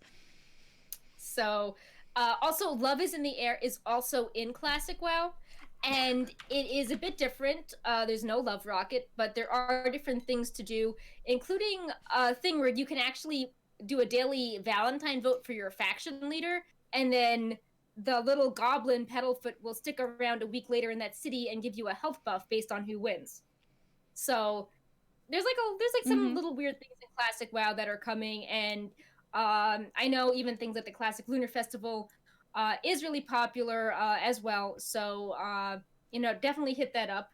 Another event coming in Classic is the Dark Moon Fair that is coming on the 10th, which is math is hard. That is Monday. Yeah. In So 4 days? yeah.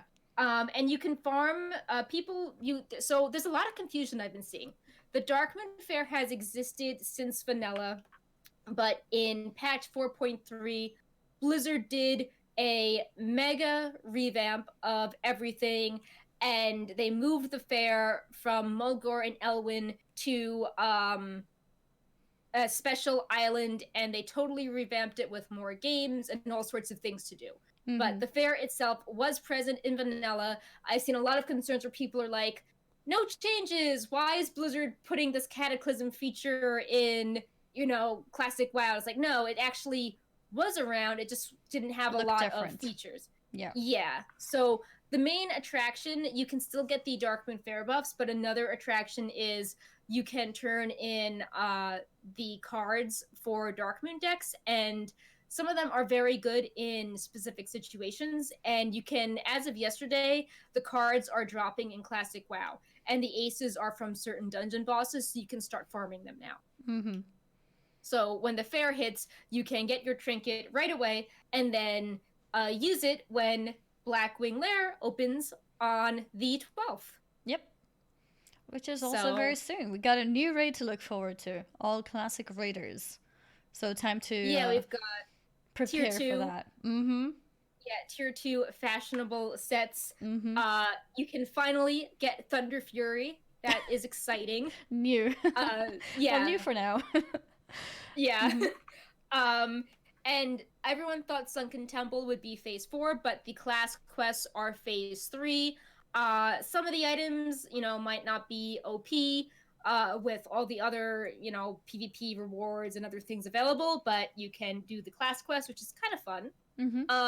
And all the rep rewards that didn't make it in, this is stuff like Argent Dawn, Thorium Brotherhood, even all the interesting Warsong Gulch items, they will be available when Blackwing Lair opens. So if you were putting off grinding rep because you thought there was no point, you can now is a good time to go out and do that. So yep, those are some upcoming things, and I'm sure there are more things, but these were just things that were like falling in between the two shows that we wanted to remind people about, because I feel a lot of people are very surprised, especially by the classic holidays. Because like there's no like very good in-game calendar, and Blizzard usually doesn't promote the holidays. And even on the Wayback Machine, they didn't even say in vanilla that Lunar Festival was a holiday. So I feel like some of these sort of pop up as like stealth things. But yeah. And speaking of Darkmoon Fair is actually up on retail at the moment, I believe. Oh yeah. Which is a good time to get the XP or reputation buff to either level ults or work on reputations that you might be finishing up, maybe to unlock an allied race or maybe to unlock some essences or whatnot. This is a good time to go and pick up that buff.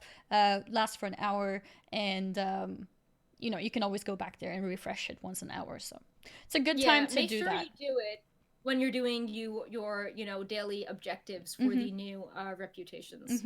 And something I also did yesterday actually was go there and pick up 5 profession points for my alt, because now with the new item crafting update together with the new tier means that you need a bit higher skill to be able to learn some of the new patterns. So my paladin in blacksmithing needed, I think, 165 to learn the new books to craft the new items that start from item level 440 with the socket. So I skilled it up to 160 or actually, I think I went above that, and then I picked up 5 bonus points basically for free. You can, in case you didn't know, basically if you go to Darkmoon Fair, you get quest pop-ups for all your professions, and you get free 5 profession points for doing a simple quest. Yeah. And, so I also saw, I also saw a comment in the chat asking about the level for Love Rocket farming. Yes, you need to be level 110 on your ults to be able to run them. So if you have characters on any realms, feel free to level a Demon Hunter, but you need to level it to 110 in order to be able to loot the correct box, which can include the mount inside it. If you're below that level, you can still sign up for the Love Rocket farm. I mean, well, for the love event dungeon in Shadowfang Keep. You just don't get the cool stuff. You don't get the cool stuff. You don't get the mount. So yeah, you need 110 as a level. Also, I recommend Legion Invasions in order to level those characters, especially now in combination with the Darkmoon Fair 10% buff. That's what I would let you know. Well, Annie is the expert, and I wish you the best of luck getting your Love Rocket mount. Do you have any incentives if you get them out? Are you, I don't know, gonna dance around with the cat on stream or something? If you have anything to plan to do to celebrate if you get it? So a month ago on my stream, I was streaming with my friend Nora, and she made me promise that if the mount drops for me, I have to watch anime for a month, because I never really watched anime before, and she thinks that I'm missing out. And I've always said, I'll watch one day, but I never really ended up doing it. So now if it does drop, I told her that the hours that I would otherwise be farming for the mount, I'll spend watching anime. Oh, well, I think that's a great idea. So that's apparently what's happening. Yeah, I thought she would forget. I thought she'd forget about it, but she tweeted at me a few days ago and said, "Are you guys ready?" So that's the that's the I don't know if I should call it a punishment. Maybe for a lot of people that's probably not a punishment. And then I think it'd be fun. Like, people would enjoy watching along with you, and because I'll take whatever tips, favorites in chat. Yeah. Yep, I'll take whatever tips from her and watch whatever she tells me to watch. Yeah. So that's the plan. But maybe we get a cat dance too, if Maya would let me. Yeah, I'm a fan of the cat dance. Or yeah, I was gonna say something that, like, based on however many attempts, you have to buy X number of cat toys, but since you do it like thousands of times, you don't need. I like the idea of doing something with the cat. Or maybe you would get them like a pink toy or something if you get the Love Rocket mount. I do have the Wowhead rocket as a plushie. Oh yeah, we can pretend you can like dye it. Have to Photoshop it pink. Yeah, so this is what Annie is talking. Yeah, there it is. I was. Yeah. So it was here somewhere. Yeah, she actually played with it yesterday, but I can't see it right now. Aww. But yeah, maybe we should get a pink version of that. This took like months to do. Like, I don't recommend doing plushies for fun, but we did make the Love is in the Air pink rocket pin. I remember. I'll remember to wear that on the show next week, actually. I need to check with Sass. Maybe we still have something to give away. I'm not sure, actually, but if we do, we should totally give some more of those away. I don't think I have one of those. Or maybe I do. I need to double check. Yeah. I know for Comic for the Storm, we gave some away as part of like blind holiday pin packs, but I'll have to check with Sass after, because it's just funny how, I mean, Wowhead had the logo before they added the Love Rocket, and it's just funny how it's really just a pink version of the Wowhead logo. So, pretty much. Yeah. They can like claim copyright. It's the Wowhead rocket that you're using. It should be a 100% drop rate for anyone who works at Wowhead. Yeah. We deserve it. No, but yeah, the Love Rocket is a really, really rare mount. So good luck to you guys farming for it. Even if you don't have a lot of characters, you should go for it. I know plenty of people who've had, you know, a lot less attempts than me who have been able to get it. So Yeah. try it out and share on Twitter. Tag me so I can cry. It's not the rarest mount, I see somebody says. The thing with Love Rocket is that the time span that it's available is so short. It's only available for 2 weeks. It's a very low drop chance as well, and it's a once a day lockout thing. So all of those things considered together makes it a very, very rare mount. But of course, it has also existed for a long time. So eventually people do start getting it, but it's still very, very rare. Yeah. Mm-hmm. So I think that about wraps up Yeah, the show for today. it does. Um, I Yeah. see someone in the chat, Taco Cheesy, one of my supporters, who got the mount. I believe it was his, Oh. I don't know, fifth attempt or something, something ridiculous.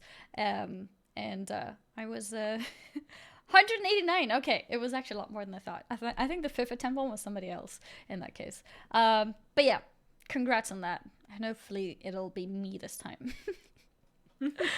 Hopefully it'll be me. But yes, it's time to wrap up the show, guys.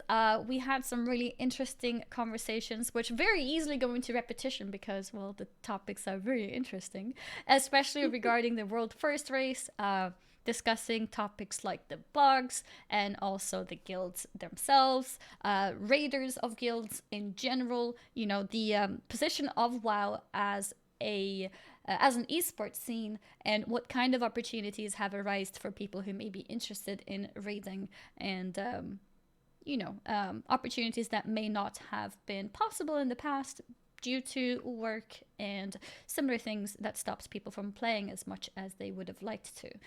We also talked a little bit about Warcraft 3, the bugs and disappointments with that game, and the dev sort of letter that was pointing out or mentioning or addressing some of the issues, but obviously not all of them. Keyword some. Yeah, keywords some, but obviously not the main one that has caused a lot of disappointment with having a crazy, amazing cinematic, which was a teaser that didn't really reflect how they were planning to go about with the game. And yeah, and then we wrapped up the show with things that are going on right now in the games and things that are going on soon, such as the Love is in the Air event happening very, very soon, and Dark Moon And Fair Annie as well. has a new cat. I do have a new cat. I Yeah. do have a new cat, and we were able to say hi to her for a brief moment too. She is very energetic and runs around a lot. And we even, I'm not sure if my mic picked it up, but Luna even made a small appearance, hissed at Maya, and then kind of left the room again. Yeah, that's what's going on here. For the time being, with having both cats not being able to really be with each other, I actually have my sister here who is helping me so that we can keep them separated and neither cat feels lonely, because I was feeling really bad about that the first day and asked her if she could help me. So she goes to school during the day, and then she really comes sweet. in the evenings to help me with that. So that's nice. Then I don't feel so bad if I have to, close the door because Luna is being too stressed for her own good. It's not very nice to see for her own behalf. I don't think she would be dangerous in any way to Maya. Maya doesn't seem that bothered by it either. But I think it's not nice to see her so stressed about it. No. I think it's better to have, small windows of them interacting where it doesn't seem too bad. Like, I don't stop them immediately. Like, she came in here before and hissed, but I'm like, as long as she doesn't seem like she's shaking and really stressed, then it's progress. Have to just watch it happen. And I can't wait for them to be friends. Because that was why I initially got her. Luna has so much energy. She's still quite young, a year and a half or so. Right. So she needs ways to be able to use that energy, and I think a little friend would be the best way to do that. I don't have a friend for Brightpaw. I feel like he would dismantle the house with a friend. I'm not Bright sure. I Paw keep is going back very, and forth very on alpha. Yeah. Yeah. Imagine two cats just throwing all the plushies down. You won't have anything like, left on the shelves. Yeah, or like he just would be they would be opening all the doors and throwing things and jumping around and being noisy and running around out of my reach and tripping me, and it would be One takes care of the camera, one takes care of your mic. You know, in the end, there is no stream of Perk anymore. Everything is gone. No. Yep. But yeah, I think we had a good we're good with the show, and I hope the cats get along. So I hope so too. Better soon. Maybe next week this time I'll be like, yeah, I'm so happy they're actually hugging each other now. One can dream. I hope so. We'll be back next week, same time. Hopefully not with a delayed intro due to being in the middle of their final pull. I don't know if we mentioned at the beginning, but let me quickly just say, I feel like every time we wrap up things, there's always things to add on to it. But basically, we had just started the introduction to the stream, and then Perk was like, wait, before you tweet, I think this is a good pull. And I was like, okay, I guess we'll wait till the end of this pull, because I'm so used to just hearing, like, you know, this is a good pull, or myself even thinking this is a good pull, but then it doesn't really happen. Something goes wrong. But it was it. That was the pull. Perk called it. She predicted it. She's like, I think this is actually a good pull, so we should wait a few minutes. So that's why the instruction was a bit longer. I'm glad we waited. It was good. Yeah. I had the tweet ready and everything. We're like, we're going to talk about the world first race. Who's going to win? Yeah. And I was like, okay, Perk, well, I think I need to edit this tweet now. Now it's going to say Grats LiMiT. So that was quite funny. But yeah, it was fun to see that all happen live just as we were going live as well. Very, very fun stuff with the world first races, all being, you know, open to all eyes to witness.